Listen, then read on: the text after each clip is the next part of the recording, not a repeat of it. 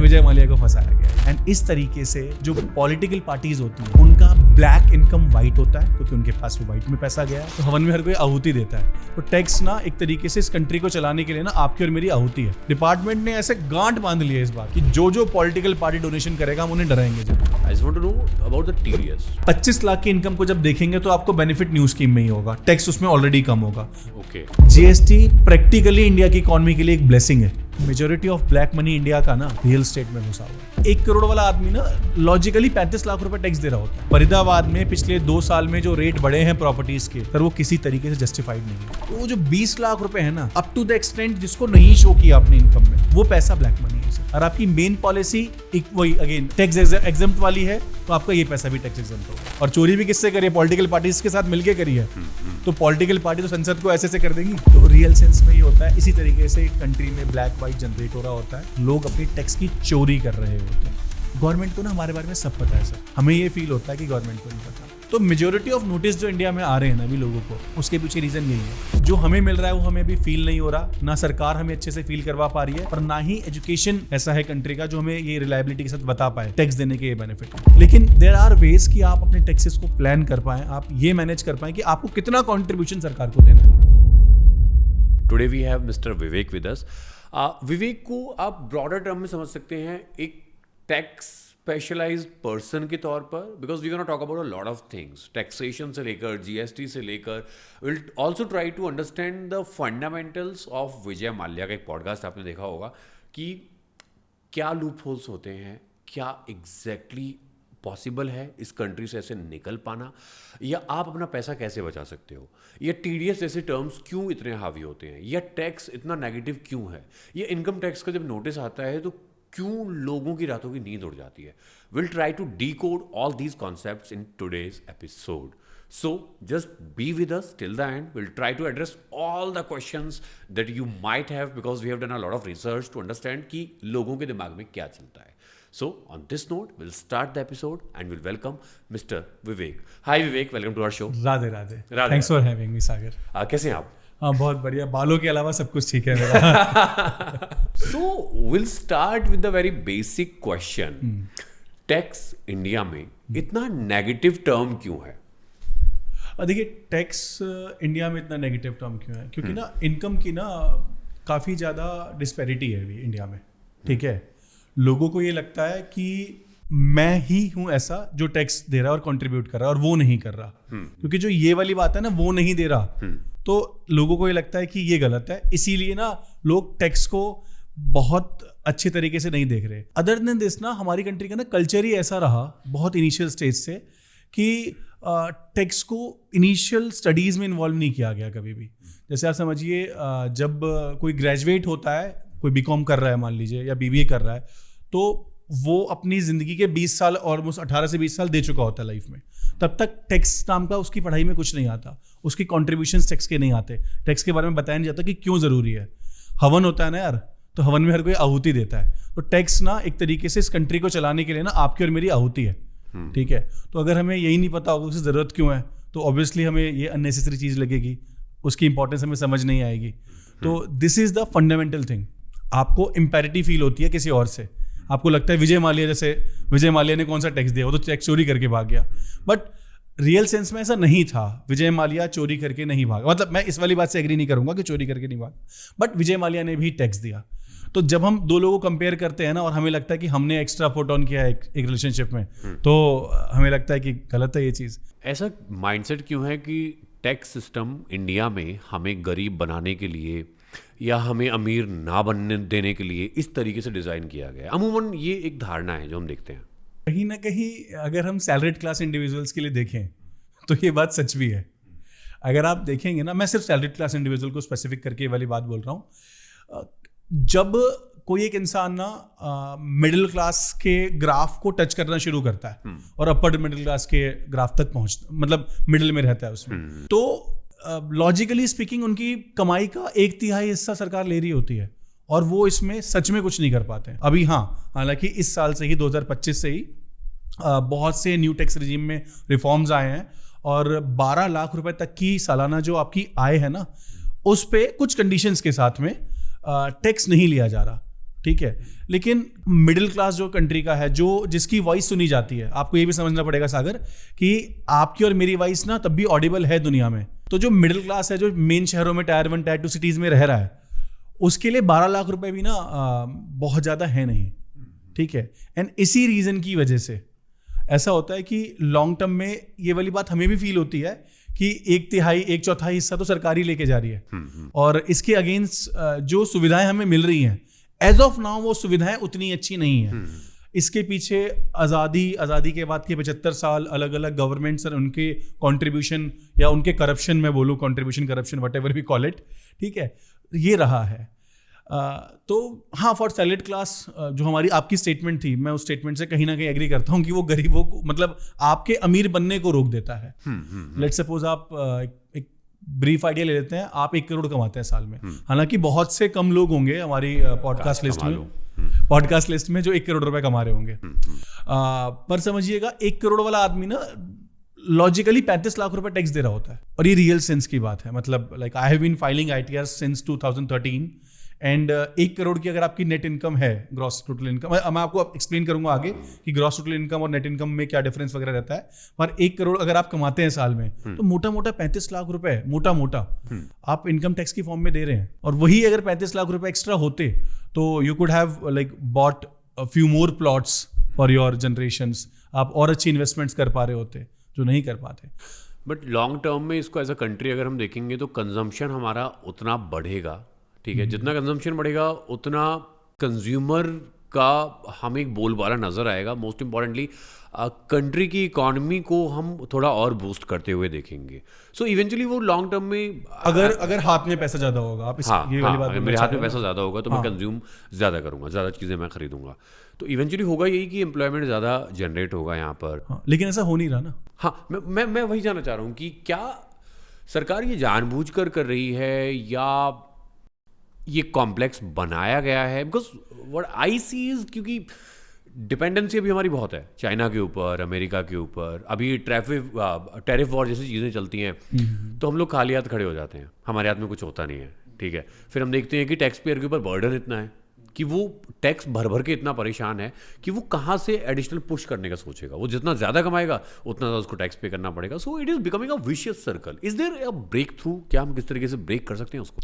देखिए, पहले तो ना आपके क्वेश्चन को ऐसे ब्रेक करना पड़ेगा और ये समझना पड़ेगा, जो जब टैरिफ ऑफ चलता है ना, तो एज अ कंज्यूमर हमें इंडिया में फर्क नहीं पड़ रहा होता। हाँ, टैरिफ वॉर चलता है, मान लीजिए अमेरिका ने बोल दिया कि चाइना के प्रोडक्ट्स पे टैरिफ वॉर चल रहा है या इंडिया के ही प्रोडक्ट्स पे वो टैरिफ लगा रही है, तो अल्टीमेटली उसको बियर करता है अमेरिकन सिटीजन। कि अगर वो 100 रुपए की चीज अमेरिका में लैंड हो रही है और 200% टैरिफ है उसके ऊपर, तो उनको 300 रुपए की पड़ रही होती है। तो कंज्यूमर तो अमेरिका का ही उसे मतलब अल्टीमेटली बियर तो अमेरिकन सिटीजन ही कर रहा होता है उस सिनेरियो में। लेकिन इंडिया में उसका इंपैक्ट क्या पड़ता है, क्योंकि प्रोडक्शन इंडिया में हो रही है, तो वो 100 रुपए की चीज जो इंडियन बिजनेसमैन बेच रहा है उसकी डिमांड कम होने लग जाती है। बट उससे हमारे एम्प्लॉयमेंट के ऊपर भी तो फर्क पड़ेगा ना। यहाँ पर जॉब्स जाएंगे, उससे हमारी एम्प्लॉयमेंट पे फर्क पड़ता है, टैक्स कलेक्शन पे फर्क पड़ता है, एंड डाउन द लाइन अगर हम उसको समझें तो अल्टीमेटली कंट्री में पैसा आना कम हो जाता है। एंड यही सबसे बड़ा इश्यू होता है। तो ये बात रही टैरिफ की, ठीक है। एंड जो सेकंड पार्ट था आपके क्वेश्चन का कि क्या ये विशियस सर्कल बना हुआ है, तो देखिए मैं ये बोलूंगा कि एज ऑफ नाउ ना हर कंट्री की अलग अलग डिमांड्स होती है। इंडिया अभी ग्रोइंग स्टेज में है। इंडिया को कर चाहिए उसके करदाताओं से।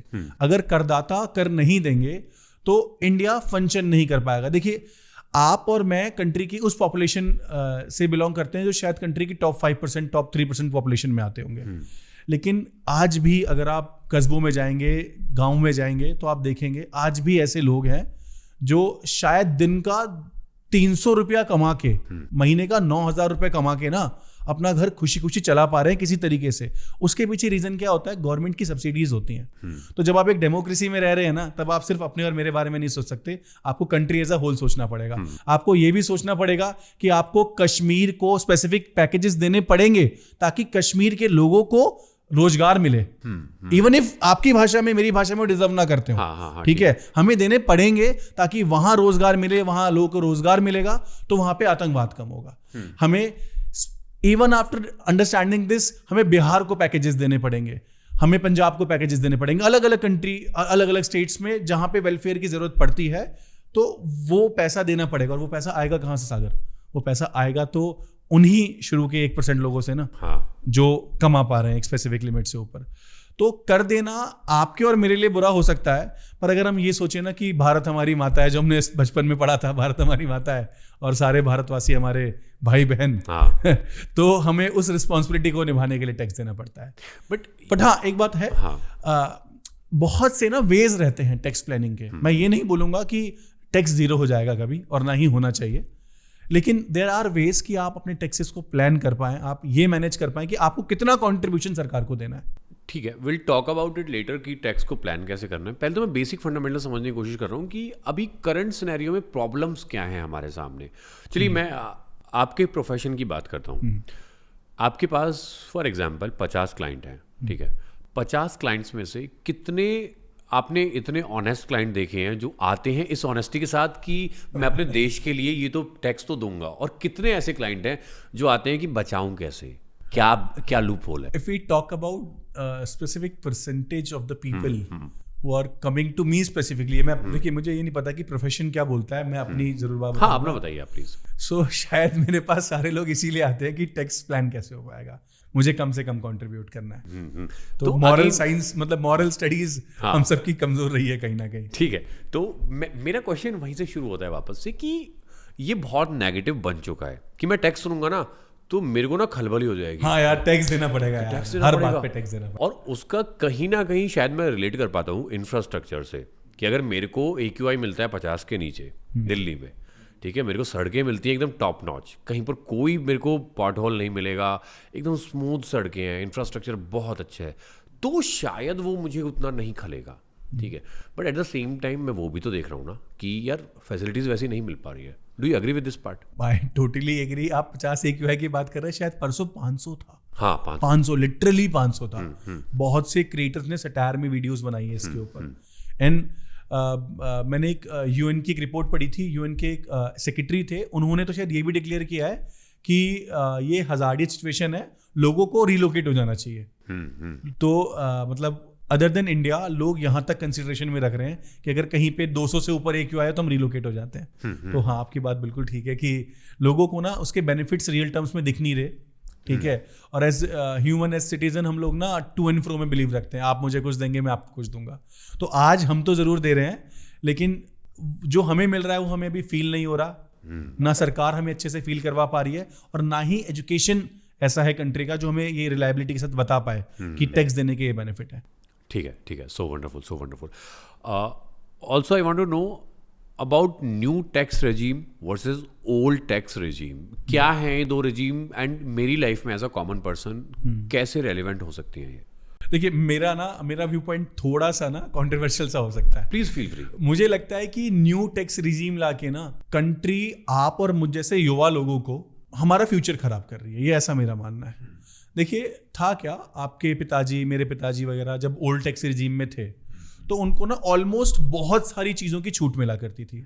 अब भले आप LIC एजेंट्स के कितने भी कॉल इग्नोर कर दें, लेकिन आपको पता है कि इंश्योरेंस लेना एक अच्छी चीज़ है, एक स्पेसिफिक लिमिट तक। मैं ये नहीं बोलूँगा सारी इनकम आप इंश्योरेंस में डाल दें। मेडिकल इंश्योरेंसेस होना एक अच्छी चीज़ है, PF में पैसा डालना एक अच्छी चीज़ है, अपने NPS में पैसा डालना एक अच्छी चीज़ है, फ्यूचर के लिए सेविंग्स डिफरेंट ETFs के थ्रू, म्यूचुअल फंड्स के थ्रू करना अच्छी चीज़ें हैं। तो आपके मेरे पिताजी ने कहीं ना कहीं इन पैसों को इकट्ठा उन फॉर्म्स में किया था।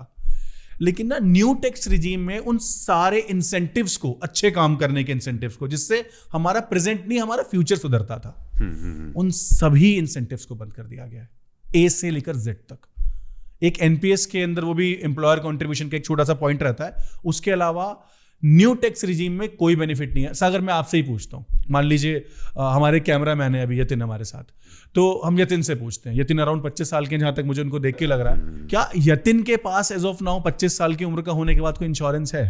नहीं। तो मेरे पास भी नहीं है, आपके पास भी नहीं है सागर। अगर यही आपको आपका CA, आपका एडवोकेट, आपका टैक्स कंसल्टेंट समझाता कि सर टैक्स तो थोड़ा बहुत बच ही रहा है, पर at the same time future benefit है, आपके फादर आपको समझाते, तो शायद आप बोलते ठीक है, थोड़ा बहुत तो टैक्स भी बच रहा है ना, कर ही लेता हूं। तो न्यू टैक्स रिजीम इस पॉइंट से देखा जाए तो आपके और मेरे फ्यूचर को, हमारी जनरेशन के एक जनरेशन वाले आगे फ्यूचर को बहुत खराब कर रहा है, क्योंकि हम लोग फाइनेंशियली डिसिप्लिन नहीं रहने वाले अब हाउस होल्ड इनकम हमारी बढ़ रही है, हाथ में पैसा ज्यादा आ रहा है। अब तो स्पेसिफिकली अगर मैं बताऊं, अगर कोई सैलरीड क्लास इंडिविजुअल है जो सिर्फ सैलरी से पैसा कमा रहा है, तो उसको 12,75,000 रुपए की इनकम तक टैक्स की रिबेट मिल जाती है पूरी की पूरी, और उसको 1 रुपए का भी टैक्स नहीं देना पड़ता। तो उसके पास तो प्रैक्टिकली पूरे 12,75,000 रुपए आ रहे हैं, और वो उसके बाद इंश्योरेंस नहीं ले रहा, उसके बाद चीजें अच्छी फ्यूचर के लिए नहीं कर रहा, तो वो तो खर्च ही कर रहा है ना सिर्फ। तो इस पॉइंट पे तो ये चीज अच्छी नहीं है, लेकिन हाँ, इससे एक honest generation of tax payer पैदा हो सकती है, क्योंकि न्यू टैक्स रिजीम जो है ना सर, उसके अंदर ना स्लैब्स जो हैं टैक्स रेट के, वो कम कर दिए गए हैं। जैसे कि मान लीजिए पहले 10 लाख से ऊपर आप जो पैसा कमाते थे उस पर 30% टैक्स देना होता था, साथ में सेस भी था। हाँ। इफेक्टिवली वो 31.2% आता था। अब वो जो लिमिट है वो 25 लाख से ऊपर, 30 लाख से ऊपर, अलग अलग न्यू स्कीम्स में भी 2024-25 में अलग था, 25-26 में अलग है। तो क्योंकि टैक्स का स्लैब कम हो गया है पहले के मुकाबले, टैक्स रेट कम हो गया है एक स्पेसिफिक लिमिट तक, तो उस स्पेसिफिक लिमिट के अंदर ही कंट्री की मेजॉरिटी ऑफ पॉपुलेशन आने वाली है हमारी। तो उन लोगों को होगा ठीक है यार, पहले इस पर्टिकुलर इनकम पे लाख रुपए देने थे, चोरी कर लेते हैं, बट यार अब तो क्या है, तो अपने आप ही 60,000 रुपए देने हैं, चलो थोड़ी सी प्लानिंग कर लेते हैं, 60 की जगह 40 दे के सरकार भी खुश और प्लानिंग करी है तो हम भी खुश। तो इस पॉइंट पे समझा जाए तो हाँ, फ्यूचर में जो टैक्स पेयर्स होने वाले हैं उस बीच की लिमिट के, वो थोड़े हॉनेस्ट हो सकते हैं, सरकार का टैक्स कलेक्शन बढ़ सकता है। लेकिन फ्यूचर जनरेशन को सोच के सोचा जाए तो मैं थोड़ा सा न्यू स्कीम के बारे में सोचता हूँ। Basically present is better, future is not appropriate, because आपकी हैबिट्स डेवलप नहीं हो रही हैं। और इंडियंस का तो आपको पता है ना, जब तक अच्छे से प्रेशराइज ना किया जाए चीजों को लेके, तब तक वो करते नहीं है, रीजन नहीं मिलता। तो चालान नहीं होगा, हेलमेट नहीं पहने। हाँ, exactly this mind. Financial year versus assessment year, what's the difference between these two terms? देखिए सागर, असेसमेंट का मतलब समझते हैं। असेसमेंट का मतलब होता है किसी चीज को चेक करना, ठीक है।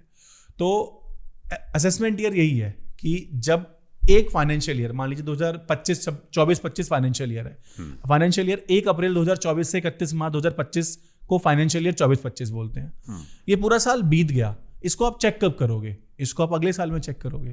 तो उसको फाइनेंशियल ईयर 24-25 जो था हमारा, उसी टाइम फ्रेम को असेसमेंट ईयर 25-26 बोलते हैं, ठीक है। तो जो आने वाला अगला वाला एक टर्म होती है, उसको वो डिनोट उसी टर्म को कर रही होती है, ठीक है, लेकिन उसको वर्ड यूज किया जाता है असेसमेंट ईयर 25-26 उसके लिए। ओके, अगर मैंने 2024 से 25 में कुछ पैसा कमाया है, वो फाइनेंशियल ईयर है, फाइनेंशियल ईयर 24-25 है, और असेसमेंट ईयर 25-26 है। जब लोग अपनी ITR फाइल करते हैं, उसके बावजूद नोटिसेस क्यों आते हैं? कहीं ना कहीं टैक्स प्रोफेशनल्स की कमी से। क्या रहता है कि ITR का जो पूरा सिस्टम है ना सर, वो ना आप मान लीजिए सॉफ्टवेयर बेस्ड सिस्टम है। उसमें जैसे आपने 26A समझा होगा कि जब कोई आपका TDS काटता है ना, तो वो रिपोर्टिंग करता है कि भैया मैंने सागर जी का TDS काटा है। तो अगर मैंने गवर्नमेंट को बता दिया कि सागर जी का TDS काटा है, और मान लीजिए सागर जी की ITR भरते हुए मैंने इस वाले पॉइंट को ध्यान ही नहीं दिया कि TDS कटा हुआ है, तो मेजोरिटी ऑफ नोटिस जो इंडिया में आ रहे हैं ना अभी लोगों को, उसके पीछे रीजन यही है कि गवर्नमेंट ने हमारा टैक्स फाइलिंग प्रोसेस बहुत सिंप्लीफाई किया है पिछले 3-4 सालों में। All thanks to Modi ji for this. एक AIS फॉर्म होता है, एक TIS फॉर्म होता है, tax payer information system, TIS, AIS annual information system, और एक 26AS एक फॉर्म होता है। इसमें प्रैक्टिकली स्पीकिंग आपकी जो कमाई बैंकिंग चैनल्स के थ्रू हुई है, वो सारी कमाई रिफ्लेक्ट हो जाती है। तो जब टैक्स प्रोफेशनल या लोग खुद ट्राई करते हैं टैक्स भरने का, वो AIS TIS की किसी ना किसी इनकम को शो करना, रिफ्लेक्ट करना भूल जाते हैं, और इसकी वजह से मेजॉरिटी ऑफ नोटिस आते हैं। अब सेकंड ट्रेंच पे समझते हैं कि बाकी नोटिस क्यों आते हैं। देखिए, सैलरीड क्लास एम्प्लॉइज होते हैं, उनको कुछ एग्जम्पशंस मिलनी होती है और कुछ नहीं मिलनी होती, लेकिन ना वो देखते हैं यार उसका तो रिफंड आ गया, उसका तो 2 लाख रुपए टैक्स कटा था, उसने खुद फाइल करी है अपनी ITR, उसका 1,80,000 रुपये रिफंड आ गया। तो उनको ये समझ आता है कि 2 लाख का टैक्स था, 1,80,000 रिफंड आ गया। तो वो क्या करते हैं, मेरा 5 लाख का टैक्स कटा था तो मैं 4,90,000 रुपये, 4,70,000 रुपये रिफंड ले लेता हूँ। तो लोग ना देखा देखी क्या करते हैं, बहुत सी एग्जम्पशंस जो कि उनके लिए बनी ही नहीं है, उनको भी क्लेम कर देते हैं। और इस साल से तो गवर्नमेंट ने क्या किया, जो आप एग्जम्पशंस क्लेम कर रहे हैं ना, उन सबके document ID, document number, receipt number आपको डालने हैं। कहीं ना कहीं ये नंबर मिसमैच होते हैं एक्चुअल रिकॉर्ड से। गवर्नमेंट को ना हमारे बारे में सब पता है सर, हमें ये फील होता है कि गवर्नमेंट को नहीं पता। तो फिर जनता पूछेगी कि भाई फिर सबके घर क्यों नहीं आती गवर्नमेंट? जस्ट बिकॉज सरकार के पास मैकेनिज्म अभी कम है। डिपार्टमेंट में मान लीजिए पैन इंडिया 1 लाख लोग काम करते होंगे, एक ब्रीफ ऐसे ही नंबर ले लिया मैंने, पर लोग तो 140 करोड़ है ना। तो गवर्नमेंट हम जैसी छोटी मछलियों पे नहीं है अभी, गवर्नमेंट बड़ी मछलियों पे जाती है, वो उनसे टैक्स कलेक्शन करना चाहती है अच्छे फॉर्म्स में, तो उन पे ध्यान रहता है उनका। और आपको और मेरे को जो नोटिस आते हैं वो किसी ना किसी ब्लंडर की वजह से आते हैं। ये ब्लंडर्स क्या हो सकते हैं? फाइलिंग, टैक्स प्रोसेस फाइलिंग में ब्लंडर हो जाते हैं। कहीं ना कहीं जो टैक्स प्रोसेस रहता है ना फाइलिंग का, उसके अंदर आपने और मैंने कोई मिस्टेक कर दी है। अब वो जो मिस्टेक फॉर्म फाइलिंग में हुई है ना, वो है ब्लंडर, सिर्फ और सिर्फ, उसके अलावा कोई ब्लंडर नहीं है किसी भी तरीके तो का। अगर मैं खुद से कर रहा हूँ वो, तो मेरे हाँ। एंड पे गलती होने का स्कोप ज्यादा है। स्कोप बहुत ज्यादा रहता है, बहुत ज्यादा। That's why I need a tax professional. You need a professional, ठीक है। आपको किसी ना किसी प्रोफेशनल की गाइडेंस लेनी ही पड़ेगी फॉर दिस। अब मान लीजिए जैसे मैं आज आपके साथ इस डिस्कशन में बैठा हूं, तो इस वार्तालाप में ये जो सेटअप आपने ऑडियो मतलब फेस पे एक्सप्रेशंस के लिए लाइट्स जो सेटअप करी हैं, आपने बताया कि स्पेसिफिक डिजाइनर्स आते हैं इनके लिए। अब यार करने को तो मुझे लगे लाइट्स ही तो हैं, तो वो जिसका काम उसको दूसरा का डंडा। आपने एक और टर्म यूज करी है, exemptions. So I also want to know about these exemptions. ये क्या होती हैं, किस किस चीज के ऊपर एग्जाम्पशन मिलता है मुझे? ठीक है, देखिए एग्जाम्पशन और डिडक्शन ना एक कंबाइंड टर्म है। कई जगह ये एग्जाम्पशन होती है, कई जगह डिडक्शन होती है। अल्टीमेटली हमारी बोलचाल की भाषा में इनका मतलब यही है कि इससे मुझे छूट मिल रही है। हम इसको समझने के लिए हमें ओल्ड स्कीम की तरफ जाना पड़ेगा। ओल्ड स्कीम क्या बोलती थी कि सागर की सैलरी मान लीजिए 50 लाख रुपए है, लेकिन सागर ने ना 1.5 लाख रुपए का इंश्योरेंस ले रखा है, एक लाइफ इंश्योरेंस, LIC ले रखी है अपनी बोलचाल की भाषा में। तो सरकार बोलती है यार वो जो 1.5 लाख रुपए है ना सागर, वो तो सागर ने इस साल यूज ही नहीं किया।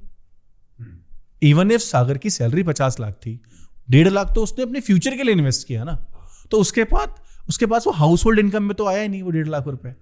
सरकार बोलती है यार तू तो अच्छा बंदा है, तू तो फ्यूचर के लिए काम कर रहा है, मैं 1.5 लाख रुपए की तेरे को छूट दे देता हूं तेरी इनकम में से, और मैं मानूंगा कि तेरी इनकम 48,50,000 ही है।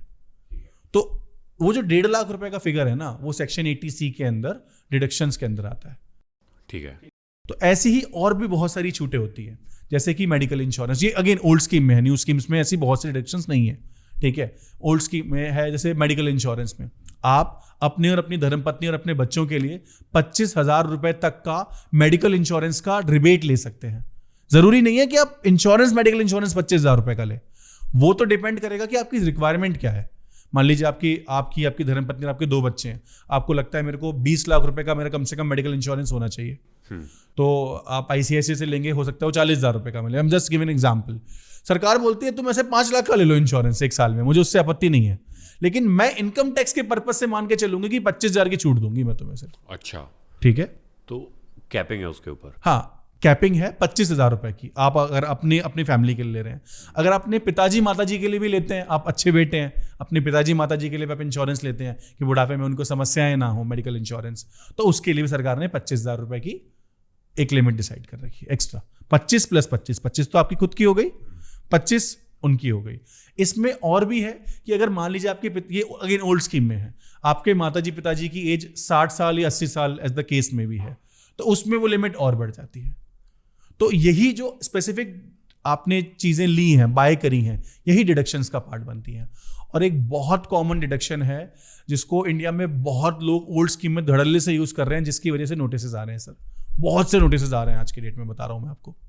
वो है पॉलिटिकल पार्टी डोनेशन। लोग रियलिटी में कर क्या रहे हैं, और इस बार तो स्पेसिफिकली मैंने देखा है, मेरे डिपार्टमेंट में काफ़ी लोगों को जानता हूं मैं, और मेरे पास काफ़ी कमिश्नर्स हैं जिनसे मेरी डिस्कशंस होती हैं ऐसी। डिपार्टमेंट ने ऐसे गांठ बांध लिया इस बार से कि जो पॉलिटिकल पार्टी डोनेशन करेगा हम उन्हें डराएंगे जरूर। अगेन मैं बोल रहा हूँ वो डराएंगे, वो घर नहीं आएंगे। ऐसा क्या होता है, मैं पॉलिटिकल पार्टी डोनेशन समझाता हूँ। मान लीजिए सागर की इनकम 50 लाख है, सागर ओल्ड स्कीम में ना अलाउड है, सागर अगर 50 लाख रुपए कमाता है तो सागर 50 लाख रुपए तक किसी पॉलिटिकल पार्टी, कांग्रेस, बीजेपी या किसी बीजू जनता दल, आम आदमी पार्टी, किसी को भी डोनेट कर सकता है। और उस केस में सागर की इनकम 50 लाख है, सागर ने डोनेशन दी 50 लाख की, तो इनकम कितनी बची? जीरो, तो जीरो इनकम पे टैक्स कितना जाएगा? 0। पर आपको लगता है कि रियलिटी में क्या कोई आदमी बीजेपी, कांग्रेस, आम आदमी पार्टी या किसी और पार्टी से इतना प्यार करता होगा? तो रियलिटी में होता क्या है, कुछ कमीशन एजेंट्स होते हैं इस बीच में। तो मैंने आपको बोला, किसी कमीशन एजेंट ने आपको बोला कि मैं 10 लाख रुपए की पॉलिटिकल पार्टी डोनेशन करवाता हूँ आपकी, उस 10 लाख में से मैं आपका ना 10% काट लूंगा, आपको 9 लाख रुपए कैश में वापस कर दूंगा। एंड इस तरीके से जो पॉलिटिकल पार्टीज होती हैं उनका ब्लैक इनकम वाइट होता है, क्योंकि उनके पास वो वाइट में पैसा गया है, और आपका जो वाइट का इनकम था 10 लाख रुपए वो ब्लैक होता है। और इस तरीके से हमारी इकोनॉमी रूट होती है। एंड डिपार्टमेंट इस वाली बात को समझता है। मेरे पास तो एक अभी रिसेंटली केस आया था, किसी ने ऐसे ही किसी बंदे ने, उसकी अराउंड 28 कुछ लाख रुपए की सैलरी थी, उसने 12 लाख रुपए पॉलिटिकल पार्टी डोनेशन करी हुई थी। मैंने उसकी शक्ल देख के बोला आप इतने अच्छे देशभक्त तो नहीं है, तो फिर वो हंसने लग गया। मैंने रेट पूछने का ट्राई किया, तो खैर रेट तो ऐसे मैं पब्लिकली कितना क्या बताऊं आपको। एंड आई वाज लाइक, आपने सोचा नहीं कि यार 28 लाख इनकम है, 2-2.5 लाख रुपए ही कर लूं? अगर आप समझिए, मैं चोरी प्रमोट नहीं कर रहा, बट अगर आप कोई भी काम कर रहे हैं तो एक लिमिट में रह के करेंगे ना। तो उसने 12 लाख रुपए पॉलिटिकल पार्टी डोनेशन करी थी। डिपार्टमेंट ने झट से नोटिस भेजा उसे। और बता से अगर बुरी बात क्या है, पॉलिटिकल पार्टी डोनेशन का जो ये एक्ट है ना, वो सिर्फ 2-3-4 चीजें चेक करता है कि क्या आपके बैंक खाते से पैसा गया है, क्या वो उसी फाइनेंशियल ईयर या असेसमेंट ईयर के अंदर गया है, उसी पर्टिकुलर टाइम फ्रेम के अंदर गया है। अगर ये 2 चीजें हैं, तीसरा आपके पास उस पॉलिटिकल पार्टी का रिसीट है, तो वो जो डिडक्शन आपने क्लेम करी है ना, वो अलाउड है। न्यू रेजिम में भी? ओल्ड रेजिम में सिर्फ। अच्छा, न्यू में नहीं है? नहीं, न्यू में नहीं है, अलाउड है। एंड बिकॉज वो अलाउड है ना, आप डिपार्टमेंट उसके अगेंस्ट बहुत कुछ कर नहीं पाता। और डिपार्टमेंट क्या कर रहा है, सिर्फ लोगों को ना रिमाइंडर नोटिस भेज रहा है कि हमें शक है या हमें लगता है कि आपने ये पॉलिटिकल पार्टी डोनेशन करी है, क्या ये सही है? डिपार्टमेंट बार बार रिमाइंडर्स भेज रहा है। वो ये नहीं बोल रहा कि हमें पता है ये गलत है, क्योंकि वो बोल नहीं सकता। क्योंकि पॉलिटिकल पार्टीज अगर ऐसा बोल देंगी, मतलब अगर इनकम टैक्स डिपार्टमेंट जो तोता है सरकार का, वो ये बोल देगा कि हमें पता है कि आपने चोरी करी है, और चोरी भी किससे करी है? पॉलिटिकल पार्टीज के साथ मिलके करी है। तो पॉलिटिकल पार्टी तो संसद को ऐसे कर देंगी। तो रियल सेंस में ये होता है। इसी तरीके से कंट्री में ब्लैक व्हाइट जनरेट हो रहा होता है, लोग अपनी टैक्स की चोरी कर रहे होते हैं। And I am telling you, एक स्पेसिफिक पार्टी थी राजस्थान की, I will not name for the sake of brevity. उस पॉलिटिकल पार्टी के साथ क्या हुआ, उसके हेड ऑफिस पे राजस्थान में रेड पड़ी, वहाँ पे छोटी छोटी पर्चियाँ पाई गई, स्टिकी नोट्स में से लिख नहीं लेते, हिसाब लिख लेते हैं। और डिपार्टमेंट ने और वहाँ पे जो ऑफिसर थे उस पॉलिटिकल पार्टी के, उन्होंने एक्सेप्ट कर लिया, जी ये सारे पैसे आए हैं मेरे पास, मैं कैश दे देता हूँ इनको। ऐसे केसेस में डिपार्टमेंट के पास, क्योंकि एक विटनेस होता है, वो भी ऑफिसर इंचार्ज जो उस पॉलिटिकल पार्टी का था, तो आपको नोटिस भेज सकती है और आपसे रिकवरी प्रोसीडिंग स्टार्ट कर सकती है। ऑलराइट, ब्लैक मनी की हम लोग बात कर रहे हैं, तो मुझे एक केस याद आ रहा है। मैं एक one of the leading insurance companies in India, उसमें जॉब करता था मैं। And I was in a position जहाँ पर जो बहुत हाईली एस्केलेटेड केसेस होते थे वो मेरे पास आते थे। So there was a big name of 90s के एक सुपरस्टार थे बॉलीवुड के, उनका एक केस आया था मेरे पास। ठीक है, I am not taking the name, but concept ये था कि 5 साल बाद वो उठ के आए अपनी 4 पॉलिसीज़ के रिगार्डिंग, जो कि उन्होंने बोला कि मिस सेल हुई हैं, मिस सेलिंग क्लेम किया उन्होंने। ठीक है, बट मुझे पता है कि मिस सेलिंग नहीं है, दिस इज मनी लॉन्ड्रिंग। ठीक है, क्योंकि आपने पैसा डाला पहले, ठीक है, अब आप अचानक से 4-5 साल बाद आपको कैसे ये एनलाइटनमेंट हुई कि मिस सेलिंग हुई है। ठीक है, आपने 1 साल से प्रीमियम पे नहीं किया उसका। ठीक है, पॉलिसी एक तरीके से आप कह सकते हो फ्रीज हो गई वो उस पॉइंट पे। अब हम उस पर कुछ भी एक्शन लेते तो उसके पहले उन्होंने बोला कि मैं सोशल मीडिया पर डाल दूंगा। ठीक है, उनकी जो धर्मपत्नी है उनसे मैंने बात भी करी, वो काफ़ी चिल्लाई, बट ठीक है, फिर उसके बाद हमें वो रिफंड करना पड़ा। ठीक है, इसमें मनी लॉन्ड्रिंग का पॉइंट कहाँ से डालना चाहते हैं? डालना नहीं चाहता, मैं जानना चाहता हूँ is it a money laundering, क्योंकि वहां पर जो उस टाइम मुझे बोला गया, I am not clear about it. How does it work कि अगर उन्होंने उस टाइम पर पैसा डाला होगा, फॉर एग्जाम्पल उनका अमाउंट बहुत बड़ा था, कुछ 70-80 लाख रुपए रहा होगा 1 साल का प्रीमियम, जो भी टोटल उनका बन रहा था उस टाइम पे, क्योंकि बातें 5-6 साल पुरानी है, बट हाँ I know the name, I know the case. तो वो इतना भारी अमाउंट था उस टाइम पे, और उन्होंने बोला कि अब मेरे को मिस सेलिंग हुई है, कोई प्रूफ नहीं था, कंपनी उसको रिजेक्ट कर सकती थी। कि हम कैसे मान लें मिस सेलिंग हुई है? प्रूफ दो या तो हमें कोई, या आप इंस्टेंटली आते हो उस टाइम पर कि मुझे बोला गया है कि नहीं, इसमें IRDAI की स्पेसिफिक गाइडलाइंस रहती है कि with in 3 months, with in 1 month, हाँ. जो IRDAI इंश्योरेंस एक्सपर्ट्स होंगे उस वाली बात को हमें करेक्ट कर सकते हैं हाँ. कि एक स्पेसिफिक टाइम पीरियड मिलता है, उसके अंदर आप अगर कुछ मिस सेल हुआ है हाँ. तो आप इन्फॉर्म कर सकते फ्री लुक पीरियड बोलते हैं उसको। हैं। अच्छा, फ्री लुक। हाँ, आपकी पॉलिसी इशू हुई है, आपके घर में जिस दिन डॉक्यूमेंट पहुंच जाएगा पॉलिसी का, 45 days। डिपेंड करता है policy to policy. Traditional policies में 30 days होता है, यूलिप पॉलिसीज में 15 दिन होता है, ठीक है, वो अलग अलग डिपेंड करता है, पीरियड वेरी करता है। तो जिस दिन आपके हाथ में पॉलिसी डॉक्यूमेंट आया, आपने रिसीट साइन करी रिसीवेबल की, उस दिन से 30 दिन का टाइम होता है। वो इसीलिए भेजा जाता है कि आप उस डॉक्यूमेंट को पूरा पढ़ लो कि यही बोला गया था।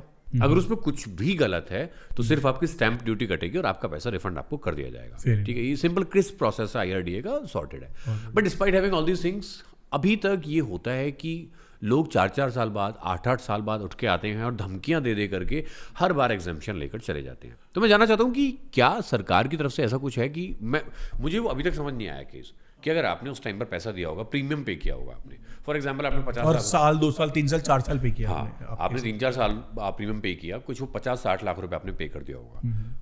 उस टाइम पर आपने कोई टैक्स उसमें नहीं दिया होगा, ठीक है, क्योंकि जैसा आपने कहा कि सरकार कहती है यार तुम फ्यूचर के एटलीस्ट 1.5 लाख तक की तो छूट थी। हाँ, जो भी उस पर छूट थी, ठीक है। अब जब वो पैसा उनके पास 50-60 लाख रुपए वापस गया है उनके अकाउंट में, क्या इसके ऊपर टैक्स देना पड़ेगा उन्हें? हाँ, ये इंटरेस्टेड क्वेश्चन बन जाता है। हाँ, देखिए, पहली बात तो आपका क्वेश्चन था कि क्या इसमें मनी लॉन्ड्रिंग इन्वॉल्व होती है कहीं पे? हाँ, इज इट लाइक दिस? नहीं, मैं मतलब देखिए, शायद हो सकते कुछ फैक्ट्स और हों हाँ, जो अभी आप भूल रहे हैं, है ना, जो आप मिस आउट कर रहे हो। तो उसके बाद हो सकता है मनी लॉन्ड्रिंग का कोई केस बनता, बट एज ऑफ नाउ मुझे इसके अंदर मनी लॉन्ड्रिंग का कोई पॉइंट ऑफ व्यू समझ नहीं आ रहा। हाँ, ठीक है।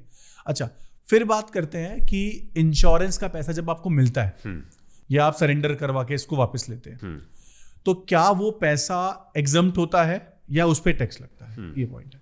तो इस केस से अलग मैं बताऊं तो इंश्योरेंस की कैटेगरीज डिवाइडेड है। कुछ इंश्योरेंस कंपनीज इक्विटी में पैसा लगाती हैं। अल्टीमेटली इंश्योरेंस कंपनी भी आपको पैसा वापस कैसे करती है? वो भी तो कहीं ना कहीं मार्केट में पैसा ही लगा रही होती है ना। यूलिप प्लान्स होते हैं वो तो। हाँ, वो यूलिप प्लान्स होते हैं, वो अलग अलग जगह अलग अलग मार्केट्स में लगा रही होती है, इन्वेस्ट कर। तो जहां पे इक्विटी फॉर्म में पैसा जा रहा होता है, आप ये बेसिक समझे, तो उस इंश्योरेंस में आपको जब सरेंडर वैल्यू या बाद में पैसे मिल रहे होते हैं तो नॉन टैक्सेबल होते हैं, तो उस पर आपको टैक्स नहीं लगता, ठीक है। लेकिन कुछ इंश्योरेंस पॉलिसीज ऐसी होती हैं जिनके अंदर आपको जब पैसा एंड में मिल रहा होता है, सरेंडर वैल्यू पे मिल रहा होता है, या बीच में जैसे आपने कोई चीज बताया, तो उस केस में फिर आपको उस पर सर्टेन अमाउंट ऑफ, क्योंकि आपकी इनकम का पार्ट बन जाता है। तो ये तो आपकी पॉलिसी टर्म्स को पढ़ के अंडरस्टैंड करना पड़ेगा कि ये कौन सी कैटेगरी ऑफ पॉलिसी है।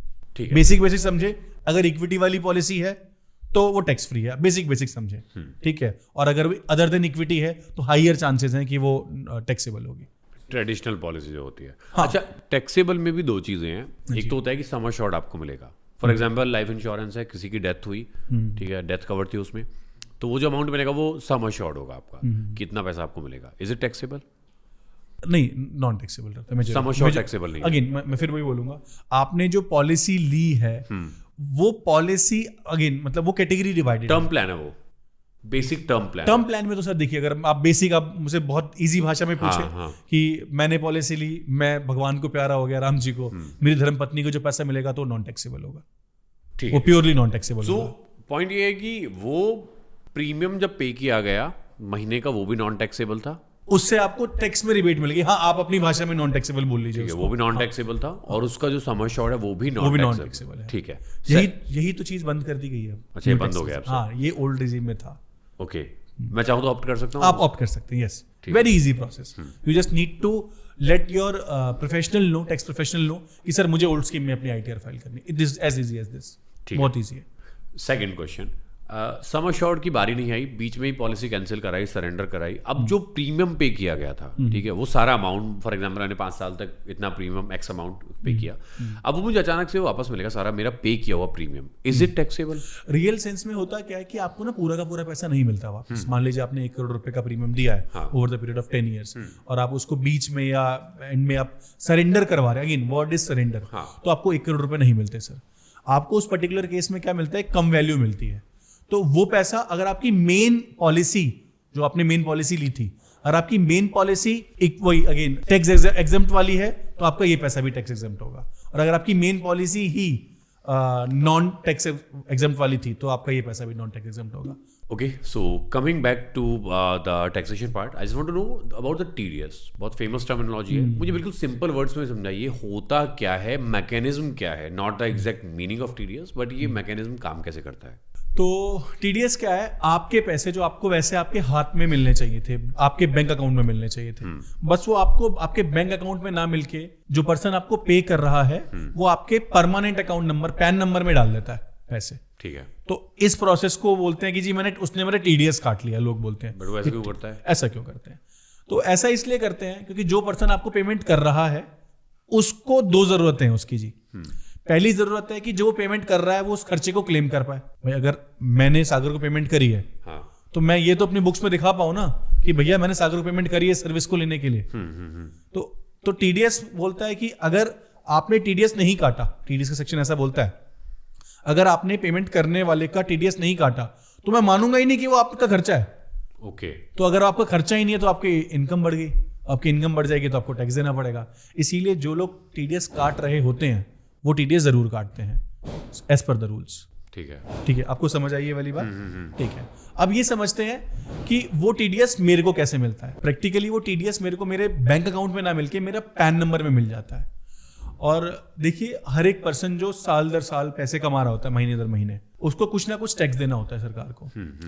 तो बिकॉज सागर ने ये दिखाया कि मैंने विवेक से सर्विसेज ली हैं 1 लाख रुपए की, 90,000 रुपए विवेक को उसके अकाउंट में दे दिए हैं और 10,000 रुपए उसके permanent account number, pan number में डाल दिए, मतलब TDS काट लिया है। तो वो 10,000 रुपए ना और 1 लाख रुपए, 10,000 रुपए का TDS और 1 लाख रुपए की इनकम मेरे पैन पे शो हो रही है कि मैंने कमाया है।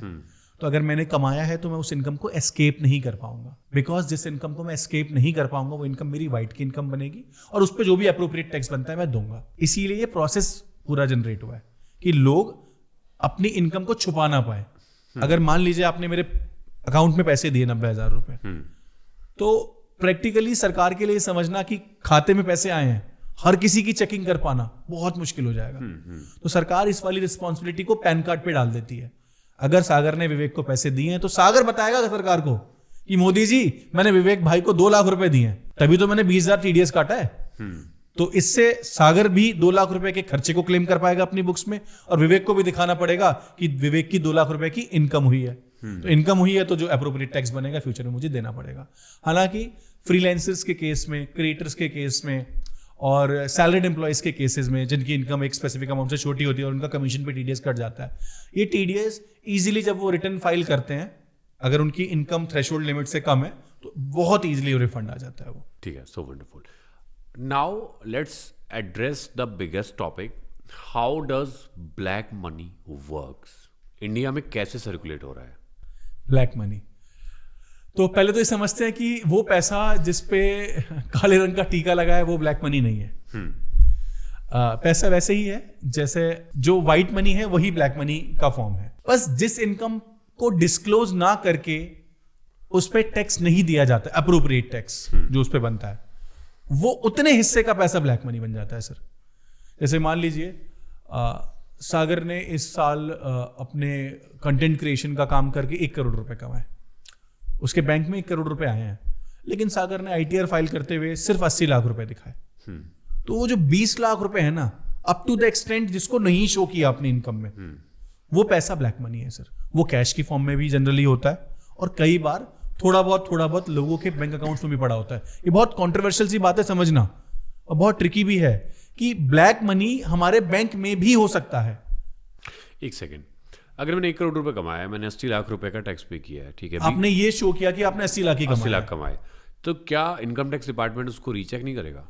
देखिए इस केस में ना रीचेकिंग को करने के काफी सारे प्रोसेस रहते हैं डिपार्टमेंट में, लेकिन वन बाय वन अगर हम इसको देखें तो कुछ केसेस ऐसे बनते हैं जिसमें इसको चेक करना बहुत ही मुश्किल होता है। जैसे कि मान लीजिए आपने उसको अपनी GST रिटर्न में भी शो नहीं किया, क्योंकि आपको जिस पर्सन ने वो 20 लाख रुपए दिए उसने उस पर GST शो नहीं किया, उस पर GST पे नहीं किया, तो आपने अपनी GST रिटर्न में भी शो नहीं किया उसे, ना GST रिटर्न में शो किया, ना उसने उस पर TDS काटा, तो TDS रिटर्न भी शो नहीं हुआ, आपके पैन कार्ड पे भी शो नहीं हुआ, बस आपके बैंक में जरूर आ गया है। तो क्योंकि वो सिर्फ आपके बैंक में आया है और डिपार्टमेंट हम सबका बैंक अकाउंट खोल के चेक नहीं कर सकता, it is not practically possible.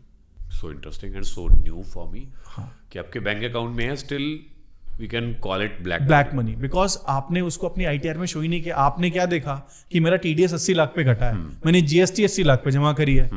भले एज अ रिस्पॉन्सिबल सिटीजन आपको उस 20 लाख पे जीएसटी एंड इनकम टैक्स दोनों देना चाहिए, बट व्हाट इफ आप एक रिस्पॉन्सिबल सिटीजन नहीं है, क्योंकि उसको डिपार्टमेंट इनकम टैक्स के स्ट्रक्चर के अंदर अभी चेक नहीं कर पा रहा है, क्योंकि वो पैन कार्ड पे रिफ्लेक्ट नहीं हो रहा, किसी और रिटर्न में नहीं गया है, ना सामने वाले बंदे ने किसी और तरीके से सरकार को जाके बोला। तो वो जो 20 लाख है आपने अपनी आईटीआर में शो नहीं किया, तो वो ब्लैक मनी का पार्ट बन गया, इवन इफ आपके बैंक अकाउंट में है। तो जो लोग सोचते हैं ना कि सिर्फ कैश ही ब्लैक मनी है, ऐसा नहीं है। हर एक वो इनकम जो टैक्सेबल इनकम में शो नहीं करी गई है एक पर्सन की, वो ब्लैक मनी का पार्ट बन सकती है। मेजोरिटी ऑफ केसेस में ये कैश ही होती है। तो अब ये सोचते हैं कि ये जनरेशन कैसे होता है, जैसे कि मैंने आपको बताया था कि पॉलिटिकल पार्टी कैसे जनरेट करती है इसको। अब बहुत सारे ट्रेडर्स इसको कैसे जनरेट करते हैं ये समझते हैं। सर आप हार्डवेयर शॉप पे जाइए, आप बोलिए सर हार्डवेयर शॉप में मुझे ये पर्टिकुलर सामान चाहिए, लिस्ट पकड़ा दीजिए।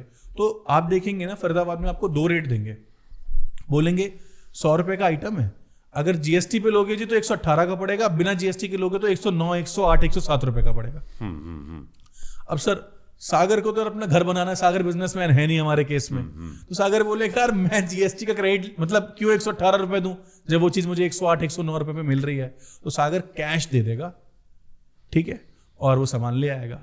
अब वो सामान रियलिटी में तो शॉपकीपर की बुक्स से बाहर निकल चुका है, तो रियलिटी में शॉपकीपर से के पास से जा चुका है, लेकिन बुक्स में वो अभी भी खड़ा है, क्योंकि वो जो व्यापारी है ना, हार्डवेयर शॉप का ओनर है, वो उसको अपनी बुक्स में आउट करेगा ही नहीं आपके नाम पे, सागर के नाम पे। वो क्या करेगा, वो एक दूसरा व्यापारी ढूंढेगा और उसको बोलेगा कि सर आपको हार्डवेयर आइटम्स चाहिए, तो बोलेगा हाँ चाहिए सर, लेकिन रियलिटी में नहीं चाहिए, मेरे को तो सिर्फ ये दिखाना है कि मैंने हार्डवेयर आइटम्स खरीदे हैं। उसको कौन ऑडिट करके कर रहा है? तो वो बोलेगा सर मैं ऐसा करता हूँ, ये जो मेरे पास ना ऐसे ही 1 करोड़ रुपए के हार्डवेयर आइटम्स मेरी बुक्स में शो हो रहे हैं, रियलिटी में तो मैं बेच चुका हूं उन्हें। तो वो 1 करोड़ के का बिल काट देगा उस दूसरे व्यापारी के नाम पे, और दूसरा व्यापारी ये दिखाएगा कि मैंने ये सामान रिसीव किया है, जबकि रियलिटी में उस सामान को सागर ने रिसीव किया था, ठीक है। और उसके बदले वो उसको 1 करोड़ प्लस जीएसटी मतलब 1 करोड़ 18 लाख रुपए देगा वाइट में उस व्यापारी को, हार्डवेयर शॉप ओनर को। और उस हार्डवेयर शॉप ओनर के पास तो सागर से और बहुत सारे दूसरे छोटे छोटे कस्टमर से मिला के 1 करोड़ रुपए आ चुके होते हैं कैश में। वो अपना कमीशन वमीशन काट के जीएसटी एडजस्ट करके उस दूसरे व्यापारी को कैश पकड़ा देता है। तो इस तरीके से, बट उस दूसरे व्यापारी को क्या फायदा हुआ? इस व्यापारी को मान लेते हैं ये व्यापारी एक जिसने पैसे पे किए, जिसने खरीदा नहीं है सामान, हाँ उसको फायदा क्या हुआ समझते हैं। तो ये मान लेते हैं कि वो कंस्ट्रक्शन का पर्सन है, वो उसको बिल्डिंग बनानी है, तो उसको मान लीजिए उसके 5 करोड़ की बिल्डिंग बिकी है जी, और उसने ऐसे उसके एक्चुअल में खर्चे 2 करोड़ ही हुए हैं उस बिल्डिंग को बनाने में, लेट्स सपोज मान लेते हैं। तो उसको अभी 3 करोड़ रुपए टैक्स देना पड़ता। लेकिन इस केस में जब उसने 1 करोड़ का नकली सामान, जो कि रियलिटी में खरीदा नहीं गया पर पेमेंट तो करी गई है, दिखाया तो बिल तो अवेलेबल है, तो उसको 2 करोड़ की जगह 3 करोड़ का खर्चे क्लेम करने को मिल जाएंगे अपनी बुक्स में। तो उसको टैक्स 2 करोड़ पे देना पड़ेगा। पहले उसको 3 करोड़ पे टैक्स देना पड़ रहा था, अब उसको 2 करोड़ पे टैक्स देना पड़ेगा। और अगर उसको 2 करोड़ पे टैक्स देना पड़ेगा तो प्रोपोर्शनेटली कम टैक्स देना पड़ेगा। तो ये टैक्स की चोरी के लिए काम होते हैं। और इसने प्रॉपर 1 करोड़ 18 लाख रुपए उसको दिए, प्रॉपरली दिए including GST as a white money, और उसने अपना पैसा काट के उसको कैश वापस कर दिया। ओके, अब आप सोचेंगे कि ये बंदा कैश का क्या करेगा, क्योंकि सारी जड़ तो यही है ना कि ब्लैक मनी रियलिटी में यूज कहां हो रहा है। तो ब्लैक मनी मैं अब जो स्टेटमेंट लेने वाला हूं ना, उसके बाद ना एक छोटे से छोटे और एक बड़े से बड़े बच्चे को ही समझ आने वाला है कि ब्लैक मनी का एंट्री करती क्या है। तो black money, majority of black money India का ना रियल स्टेट में घुसा हुआ है। अभी जिस स्पेसिफिक लोकेशन में अभी आप हैं, उस स्पेसिफिक लोकेशन का मैं आपको बताऊं तो एक सरकार ने एक सर्कल रेट डिसाइड करती है कि हम ये मान के चलेंगे कि ये जमीन इतने रुपए गज में बिक रही है। लेट्स सपोज यहाँ का सर्कल रेट जो मुझे पता है अराउंड 75,000 रुपीज पर गज पर स्क्वायर यार्ड है, 75,000 रुपए जहां पे अभी हम हैं। लेकिन रियलिटी में आप समझोगे ना, जब आप खरीदने जाओगे तो यहाँ पे शायद 1,50,000 रुपए गज में जमीन का लेन देन हो रहा है। तो जब मैं एक बिल्डर हूं, हमारे केस में कंस्ट्रक्शन का पर्सन हूं, मेरे पास कैश आ गया खूब सारा, तो मैं अपनी रजिस्ट्री तो 75,000 रुपए गज के हिसाब से ही करवाऊंगा, लेकिन बाकी पैसे कैश दे दूंगा। तो इंडिया का सारा ब्लैक मनी अल्टीमेटली एक major chunk, I should say एक मेजर चंक रियल स्टेट में यूज होता है। तो 75,000 रुपए का सर्कल रेट है जिसकी रजिस्ट्री कराई, जहां पर बेसिकली 75,000 रुपए का टैक्स चोरी हो गया कि आपने 75,000 का टैक्स तो नहीं दिया, आपने नगद पैसा ले लिया। हाँ, नगद ले लिया, किसी को शो नहीं किया वो। हाँ, जिसने खरीदा है उसने उसको कैश दे दिया और जिसने उसको बेचा है उसके पास अब कैश आ गया। अब जिसने बेचा है उसके पास कैश आ गया, वो कैसे उसको जस्टिफाई करेगा? मतलब वो क्या करेगा? वो तो कहीं शो ही नहीं करेगा ना सागर जी। इस्तेमाल करेगा, कंज्यूम उसको यूज करेगा, कंज्यूम करेगा, दूसरी रियल एस्टेट की प्रॉपर्टी खरीदेगा। बट जब वो दूसरी प्रॉपर्टी खरीदेगा हाँ। तो वहां कैसे दिखाएगा मेरे पास इतना पैसा आया कहां से? सर दिखाना तो सिर्फ उतना ही पैसा होता है ना जो व्हाइट का होता है। ब्लैक का पैसा तो जो जिससे वो खरीदेगा उसको भी नहीं दिखाना। तो ये यही तो विषय सर, ये विषय सर्कल है। इसकी वजह से ही कंट्री में क्या हो रहा है, रेट बढ़ रहे हैं। आप गुड़गांव, नोएडा, फरीदाबाद, इनफैक्ट आप छोड़िए, हम फरीदाबाद के हैं ना, तो मैं फरीदाबाद के लोगों से बात करता हूँ। फरीदाबाद में पिछले 2 साल में जो रेट बढ़े हैं प्रॉपर्टीज के, सर वो किसी तरीके से जस्टिफाइड नहीं है। आप रियल एस्टेट डेवलपमेंट को अगर गुड़गांव से कंपेयर करते हैं तो हम लोग कम से कम 1/4 हिस्से से पीछे हैं अभी, पर रेट बहुत क्रेजी रेट्स बढ़े हैं। हम इसी जगह की बात करें ना, 1.5 लाख रुपए गज में है। हाँ, जबकि एक और क्वेश्चन है यहाँ पे, 75,000 रुपए सर्कल का रेट है अगर सरकार का, अगर कोई ऑनर बोलता है फॉर एग्जाम्पल अगर वो रजिस्ट्री कराते हैं 60,000 रुपए में, वो नहीं करवा पाता, सरकार ही अलाउ नहीं करती कि इससे नीचे नहीं जा सकते तुम। हाँ, एक स्पेसिफिक लिमिट दे रखी है उसके अंदर भी, सर्कल रेट से 10% तक की आप रजिस्ट्री करवा सकते हैं। मान लीजिए 1 लाख सर्कल रेट है तो 90,000 तक का आप करवा सकते हैं, लेकिन आपको स्टैंप ड्यूटी आपको 1 लाख पे ही देनी पड़ेगी। सरकार भी बदमाश है। सरकार बोलती है कि मैंने एक रेट डिसाइड किया, मुझे उस पर स्टैंप ड्यूटी चाहिए। अगर स्टैंप ड्यूटी क्या है सर, एक तरीके से वो भी टैक्स है, रजिस्ट्रेशन का टैक्स है सरकार का। तो सरकार बोलती है कि मैं मान के चल रही हूँ 1 लाख रुपए गज का रेट है यहाँ पे, तो मुझे लड़कियों के केस में हरियाणा में 6%, लड़कों के केस में 7%, और अगर आप कंबाइंड रजिस्ट्री, ऐसे अलग अलग रेट डिसाइडेड है। तो सरकार बोलती है अगर रजिस्ट्री हो रही है मुझे 10% मिलना है तो मैं 10% लूंगा ही आपसे रजिस्ट्री के। ऐसा है। तो सरकार बोलती है भले तुम 90 लाख की रजिस्ट्री करवा लो, मुझे तो 1 करोड़ रुपए पैसा दे दो, क्योंकि मेरे हिसाब से जमीन का 100 गज की जमीन का रेट 1 करोड़ है। पर रियलिटी में ऐसा होता नहीं है। रियलिटी में अगर हम रेट्स की बात करें तो वो जो 1 करोड़ सरकारी रेट है जिसका, वो जमीन कहीं ना कहीं 1.752 CR तक जारी होती है, और बाकी जो एक्स्ट्रा पैसा है वो कैश में जा रहा होता है। ठीक है। अब मैं डार्क वेब की बात करना चाहूंगा आपसे। हाँ। ठीक है, डार्क वेब में एक टर्मिनोलॉजी है कि अगर आप कोई चीज बाय कर सकते हो, वहां पर जो भी चीजें इलीगल हैं, बंद हैं, उनको आप क्रिप्टो करेंसी के फॉर्म में बाय कर सकते हो। प्राइमरीली बिटकॉइन का इस्तेमाल किया जाता है। बिल्कुल ऐसा होता है। Is it untraceable? Legally speaking it is untraceable, legally speaking. But जब मैं उसमें पैसा डाल रहा हूँ, फॉर एग्जाम्पल मैंने एक प्लेटफॉर्म चूज किया जिसमें क्रिप्टो करेंसी में डील होती है, मैंने अपने बैंक अकाउंट से पैसा ट्रांसफर नहीं सर, यही तो गेम आता है ना सारा। तभी अगेन कैश कहाँ यूज होता है? कैश ऐसी जगहों पे ही यूज होता है। देखिए क्या होता है, अगर ट्रस्ट ना हो ना दुनिया में, तो ना ये पूरी इकॉनमी कोलैप्स हो जाएगी। ठीक है, तो मान लीजिए मुझे डार्क वेब से कुछ खरीदना है, हाँ, तो मैं अपने अकाउंट से क्रिप्टो करेंसी थोड़ी ना खरीदूंगा। इसके लिए भी कुछ एजेंट्स होते हैं, आई विल गिव देम, मैंने उनको 1 करोड़ रुपया दिया और उनको बोला कि आप इस डार्क वेब वाले अकाउंट में आप इसमें 1 बिटकॉइन डाल दीजिए, तो आपके बिहाफ पे उस अकाउंट में 1 बिटकॉइन डाल देंगे। आपका जो main source of main account है जिसमें आपने लीगल तरीके से बिटकॉइन खरीदा है अगर कोई, उस केस में वो यूज नहीं होता और बिटकॉइन से पेमेंट हो जाती है। वो AK-47 आए या जो भी है आपके पास डिलीवरी हो जाती है उस चीज की, and it is practically speaking untraceable. ऐसे बहुत से लोग बैठे थे, एजेंट्स होते हैं बीच में इसके लिए। So there are so many layers that are बहुत lying underneath, हाँ? बहुत अलग अलग। आप जैसे सब्जेक्ट मैटर एक्सपर्ट बोलते हैं ना हम लोग, ऐसे हर एक चीज के एक्सपर्ट बैठे होते हैं।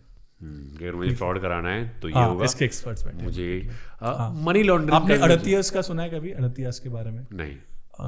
ओके, जैसे बेसिक समझिए एक्सपर्ट्स की अगर हम बात करें, हाँ, तो ऐसे चांदनी चौक वगैरह आप जाएंगे ना, हाँ, तो वहाँ पे एक स्पेसिफिक लेन है, मतलब एक दिल्ली में एक स्पेसिफिक जगह में लेन है जहाँ पे आप ऐसे 1 करोड़ रुपए कैश लेके जाओ। ठीक है, आप उनको दो और उनको पर्ची दे दो कि सर ये टोकन नंबर है मेरा, इसके बदले मुझे आप डॉलर्स दे दो। आपको उसके बदले से ऐसे 15 मिनट में 10 मिनट में डॉलर्स मिल जाएंगे, एक कमीशन रख के, एक ऑब्वियसली एक बहुत छोटा सा कमीशन रख के। आपको ये मुंबई पैसे भिजवाने, ठीक है, तो हवाला नेटवर्क क्या करता है, हवाला नेटवर्क वाले लोग ना बैंकिंग चैनल के लोगों से ज़्यादा ईमानदार होते हैं मेरे हिसाब से, जितना मैंने देखा है, जितना सुना है स्पेसिफिकली मैंने। तो आपको मुंबई पैसा भिजवाना है, आपको 1 लाख रुपए भिजवाना है, तो 1 लाख रुपए पे आज का रेट में आपको बताऊं 220 रुपए चल रहा है सिर्फ। अब मुंबई पैसा भिजवाना है, आप 1 लाख रुपए जाओ किसी हवाला एजेंट को दो, मुंबई में किसी स्पेसिफिक लोकेशन पे आपको 220 रुपए काट के, सिर्फ 220 रुपए काट के 1 लाख रुपए आप पहुंचवा देगा आपको। इससे या तो बैंक चार्जेस लग जाते हैं सर, तो ऐसा होता है। ये हवाला जैसी चीज़ें, because I am familiar with all these things, मैंने बहुत बार सुना है कि लोग ये काम करते हैं। जैसे मैंने सुना कि मथुरा से पैसे फरीदाबाद लेकर के आते हैं, हाँ, ठीक है, अपनी गाड़ियों में, हाँ, 10-10 करोड़ रुपए भर हाँ, के, होता है 20-20 करोड़ रुपए भर बिल्कुल के, होता है सर। खास तौर पे मैचेस के टाइम पर इस हाँ, तरह होता की है। चीज़ें हाँ, होती जब बैटिंग का गेम सीजन चल रहा क्या होता है। सरकार को नहीं पता इन सब चीज़ों के बारे में? देखिए सरकार की डेफिनेशन की अगर हम बात करें ना, तो सरकार को पता है सर कहीं ना कहीं कि ये सब हो रहा है, ठीक है। और सरकार के लिए ना सब कुछ रोक पाना कितना पॉसिबल है? If you try to like manage everything you will end up managing nothing. सरकार कितना और क्या कंट्रोल कर सकती है सर? एक चीज समझिए, अगर मान लीजिए मथुरा से फरीदाबाद 10 करोड़ रुपए आ रहे हैं, तो ऑब्वियसली लैंड रूट के थ्रू ही आ रहे होंगे। व्हाट इफ मैं लैंड रूट में पुलिस से लेकर ट्रांसपोर्टेशन तक को बाय कर लूं, बिकॉज मेरा एक मेजर स्टेक है उसके अंदर। मेरे 10 करोड़ रुपए आ रहे हैं। अब मेरे 10 करोड़ रुपए आ रहे हैं तो मेरे गाड़ी के 2 आगे भी गाड़ी चल रही है, 2 पीछे भी गाड़ी चल रही है, वैन भी वो वाली है जो बैंक की वैन होती है। कितनी बार उन गाड़ियों को रोक के चेक किया जाता है? प्रैक्टिकली तो शायद 100 में से 1 बार। तो इतनी पुलिस फोर्स ही नहीं अवेलेबल है ना कि हर एक गाड़ी को रोक के चेक किया जा सके। आप खुद ही बताइए, आप तो एक ऑनेस्ट टैक्स पेयर हैं, आप कितनी बार नॉट प्लेस गए होंगे लाइफ में? 50-100 बार। मान लेते हैं आपकी गाड़ी में 1 करोड़ रुपए पड़ा हुआ है पीछे, आपको कितनी बार नॉट प्लेस जाते हुए रुका गया सर? 100 बार में से 1 बार भी नहीं। 1 बार भी नहीं। आप ईमानदारी से वहां जाते हैं, चलाते हैं नॉर्मल गाड़ी, तो पुलिस का काम क्या है? जब ऊपर नीचे कोई चला रहा है ना, तब वो रोकती है, अदरवाइज वो क्यों रोकेगी किसी को? और इन लोगों के पास तो ऐसे कनेक्शंस होते हैं कि दे नो कि पुलिस में भी किसको फोन करना है and how to manage this very smoothly. तो ये जो यमुना एक्सप्रेसवे है ना पीछे, जो आप मथुरा एक्सप्रेसवे का बात कर रहे थे, इस एक्सप्रेसवे के बनने से ना दिल्ली में कैश का रूट बहुत अच्छे से होने लग गया है, और मथुरा राजस्थान वगैरह से कैश जनरेट होता है। इसके पीछे रीजन रहता है कि वहां पे ना बहुत सी डेयरीज हैं। मैं ये नहीं बोलूंगा कि बल्क में जनरेट होता है, बट एक अमाउंट वहां से भी जनरेट होता है। डेयरीज वाले लोगों की ना मेजोरिटी ऑफ इनकम कैश में होती है, वो उतनी कैश की इनकम तो क्या करेंगे? तो कहीं ना कहीं किसी वो भोले होते हैं यार, तो बोलते हैं सर बाबूजी ये लो पैसे ले लो, 1 लाख रुपए मेरे खाते में डाल देना, तो वहां से कैश जनरेट होता है, बहुत स्मूथली दिल्ली आता है एक्सप्रेसवे से, और फिर उसके बाद पूरे इंडिया में घूमता है कैश। तो सरकार लेकिन काफ़ी हद तक मुझे लग रहा है कि कैश फ्लो को रोक रही है। अब नोट्स 2000 के प्रिंट हम नहीं करते हैं, अब 500 के प्रिंट कर रहे हैं। I think government is doing something for this part, ठीक है। Anyways moving on. बट मुझे लगता है कि ये तो सिर्फ फेस है। अगर जितना मैं समझ पाया ना कंट्री एंड इकोनॉमी को, I don't remember the exact name, but एक इकोनॉमिस्ट है, उनका एक कहना है कि कैश की इकोनॉमी को आप कभी खत्म नहीं कर सकते, चाहे वो कोई भी कंट्री क्यों ना हो, और कैश की इकोनॉमी तब तक रहेगी जब तक बार्टर सिस्टम रहेगा। बार्टर सिस्टम से ही कैश की इकोनॉमी जनरेट हुई थी। तो जब तक आदान प्रदान होना है तब तक कैश की जरूरत पड़ेगी, और ये सब भी होता रहेगा। May be fair enough. मैं सागर एक इंडिविजुअल आदमी हूँ, ठीक है। मैंने एक लोन लेके कंपनी एस्टेब्लिश करी। विजय माल्या के केस की बात करना चाहूँगा। हाँ बिल्कुल, ठीक है। अब उस कंपनी में एक और पार्टनर था, ठीक है। कंपनी बैंकरप्ट हो गई, ठीक है। कंपनी लोन रीपे नहीं कर सकती है। एम आई डिफॉल्टर हेयर या फिर कंपनी डिफॉल्टर है? वहां पर होगा क्या केस रहेगा? देखिए विजय माल्या का केस थोड़ा स्पेसिफिक अलग हो सकता है, बट हम एक नॉर्मल भाषा की बात करते हैं। तो सबसे पहले ये समझना पड़ेगा कि जो लोग प्राइवेट लिमिटेड कंपनी खोलने वाले हैं ना, तो उसमें एक कॉन्सेप्ट होता है लिफ्टिंग ऑफ कॉर्पोरेट व्हील का। अच्छा, व्हील क्या है? व्हील मतलब पर्दा, ठीक है, और लिफ्टिंग मतलब उठा देना। तो जनरली इंडिया में जो मेजोरिटी ऑफ कंपनीज खुली होती है, उनमें क्या होता है, 2 दोस्त हैं, वही शेयर होल्डर भी हैं इस कंपनी में, या उनकी बीवियां शेयर होल्डर हैं, और वो दोनों डायरेक्टर बने हुए हैं। तो प्रैक्टिकली मैनेजमेंट भी वही है और डायरेक्टर्स भी वही हैं, ओनर्स भी वही हैं, सब कुछ वही कर रहे हैं। प्राइवेट लिमिटेड कंपनी में ये माना जाता है कि जो व्यापार हो रहा है, जो काम हो रहा है, डे टू डे एक्टिविटीज हो रही हैं, वो कंपनी कर रही है। आप देखेंगे एक प्राइवेट लिमिटेड कंपनी का अपना खुद का पैन कार्ड होता है, तो ना वो एक जुडिशियल पर्सन है, कानून की नजरों में वो भी आपके और मेरी तरह आदमी है। तो वो अपने डायरेक्टर्स मतलब उसके तरीके से उसके पास नौकरी कर रहे हैं, उसके नौकर हैं, वो डायरेक्टर्स के थ्रू अपने काम करवाती है।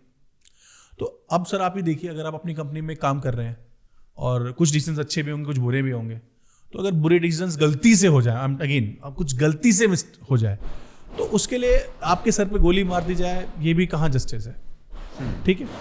तो अगर कोई डिफॉल्ट हुआ, बैंक डिफॉल्ट हुआ या कुछ और हुआ, एक कंपनी का व्यापार करते हुए, कंपनी ने पैसे लिए लोन पे, कंपनी ने ईमानदारी से कोशिश करी काम व्यापार करने की, और फिर देखा गया कि यार ये तो व्यापार चल नहीं पाया, लॉस हो गया, तब तक तो ठीक है सर, तब तो एक तरीके से आप इंडिविजुअली उस केस में लायबल नहीं है सर, ठीक है, क्योंकि कंपनी अलग है, कंपनी का नुकसान था। लेकिन फिर एक कॉन्सेप्ट आता है जो लिटमस टेस्ट करती है सरकार, जो डिपार्टमेंट चेक करता है, जजेस चेक करते हैं, वो लिफ्टिंग ऑफ कॉर्पोरेट व्हील करते हैं। वो पहले समझते हैं कि मैनेजमेंट और ओनर सेम ही है या अलग अलग है।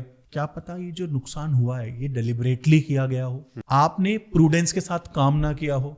देखिए, आप जब बैंक का या अपनी कंपनी का पैसा यूज कर रहे हैं ना सागर, तो ये माना जाएगा आप उसको अपने तरीके से यूज कर रहे हैं, ये आपका खुद का पैसा है, उतनी ईमानदारी से यूज कर रहे हैं। क्या पता ये देखा जाए आपने उतनी ईमानदारी से वो पैसा खर्च ना किया हो, आपने कंपनी का पैसा उड़ाओ।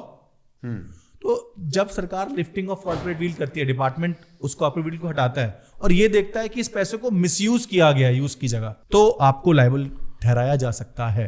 लेकिन नॉर्मल केसेस में ऐसा नहीं होता, जनरली स्पीकिंग। बट हाँ, विजय माल्या के केस में ऐसा क्यों हुआ? क्योंकि ऐसा पाया गया कि किंगफिशर एयरलाइन जरूरत से ज्यादा अननेसेसरी खर्चे कर रही थी, और उन खर्चों को अदर वे में किया जाता है, कोई और करता तो वो बहुत कम खर्चे होते। मान लीजिए कि उन्होंने मॉडल्स हायर करी, तो उन मॉडल्स को 2-2 लाख रुपए पर शूट के दिए गए, जबकि उन मॉडल्स की पर डे की वर्थ शायद 50,000 रुपए का उनकी फीस हुआ करती थी। तो जब ये डिस्क्रिपेंसी पाई गई ना, तो ये माना गया कि ये पैसे विजय माल्या ने कहीं ना कहीं वही अगेन हवा ब्लैक मनी के अंदर रूट किए, गलत तरीके से रूट किए, और कंपनी को जब मुझके नुकसान में दिखवाया। लेकिन मेरा मानना इससे बिल्कुल अलग है। मैं मानता हूं यार विजय माल्या को फंसाया गया इन चीजों में। ऐसा इसलिए क्योंकि जिस विचार से उन्होंने किंगफिशर एयरलाइन स्टार्ट करी थी, वो इंडिया के कॉमन पर्सन को एक लग्जरी देना चाहते थे। And we need to understand luxury is always costly. तो अगर वो उस लेवल के मॉडल्स को हायर नहीं करेंगे, उस लेवल की पार्टीज थ्रो नहीं करेंगे, तो वो लग्जरी को रिप्रेजेंट कैसे करेंगे? वो ये कैसे शो करेंगे कि आप अगर किंगफिशर एयरलाइन फ्लाई कर रहे हैं तो नेक्स्ट आप एमिरेटी फ्लाई करने वाले हैं, आपको एयर इंडिया में जाने की जरूरत नहीं है। तो वो लग्जरी शो करी गई, और लग्जरी शो करना हमेशा खर्चे का काम होता है। हाँ, बीच में कुछ बातें जरूर आई कि उनका पेंट हाउस था, अलग अलग वैल्यूएशंस पे लिया गया। तो यार ऐसे तो एलिगेशन हर किसी पे लगते रहते हैं। ऐसे एलिगेशन हो सकता है एक वक्त में आपके और मेरे ऊपर भी लगे। But while he is building something और एक्सपेंसेस वो जस्टिफाइबल नहीं है वहां पर। हाँ, सो केस में यही पाया गया कि ये मतलब चीजें जस्टिफाइड नहीं थी, जो पैसे बैंक से लिए गए वो अप्रोप्रिएटली खर्च नहीं किए गए। तो वो कंट्री से बाहर कैसे निकल पाए फिर? सी अगेन बात वही आती है, पुलिस आपको तभी रोकती है जब आप कुछ गलत करते हुए पकड़े जाते हैं। पुलिस का बाय डिफॉल्ट काम रोकना नहीं है। आप मान लीजिए विजय माल्या जी ने लोन लिया है और उनपे केसेस चल रहे हैं, तो टिल द टाइम किसी डिपार्टमेंट का ये ऑर्डर ना हो कि उनका पासपोर्ट सीज किया जाएगा, तब तक तो वो आपके मेरी तरह नॉर्मल सिटीजन ही है ना, व्यापार करने की कोशिश कर रहा है ना, व्यापारी है यार वो। तो आप एक व्यापारी को नॉर्मल एक्टिविटी करने के लिए क्यों रोक सकते हैं? नहीं रोक सकते। बस इतना हो गया था कि उनके पास धीरे धीरे धीरे करते हुए बहुत सारे पैसे का लोन हो गया था। पर्टिकुलरली वो लोन उनके ऊपर कभी भी नहीं था, वो लोन किंगफिशर एयरलाइन पे था। तो उनकी कंपनी पे, जिसके वो प्रमोटर एंड डायरेक्टर थे, उस पर बहुत बड़ा लोन था, और वो नॉर्मल एक्टिविटी में इंडिया के बाहर चले गए, और बस उसके बाद कभी वापस नहीं आए। आपका एज अ टैक्स प्रोफेशनल अगर मैं मानूं यहाँ पर, फॉर एग्जांपल विजय माल्या आपकी क्लाइंट है, व्हाट्स द रोड मैप, कैसे वापस आ सकते हैं? No, I just want to know Vijay Mallya India में वापस कैसे आ सकते हैं? हाँ, सी तो मैं, हाँ, टैक्स प्रोफेशनल तो नहीं, बट एक लीगल प्रोफेशनल की तरह अगर बात करूं आपसे, तो मेरे को लगता है विजय माल्या को वापस आ जाना चाहिए यार। उम्र बीत गई, अब जीने के लिए कुछ बहुत बड़ा बचा नहीं है। बट ना, उनकी अब जनरेशन, उनका बेटा जैसे सिद्धार्थ या सिद्धांत नाम है, वो भी इंडिया के बाहर ही रह रहा है। Is a actor, I have been following him also since long. तो मुझे लगता है उनको इंडिया के अंदर वापस आ जाना चाहिए।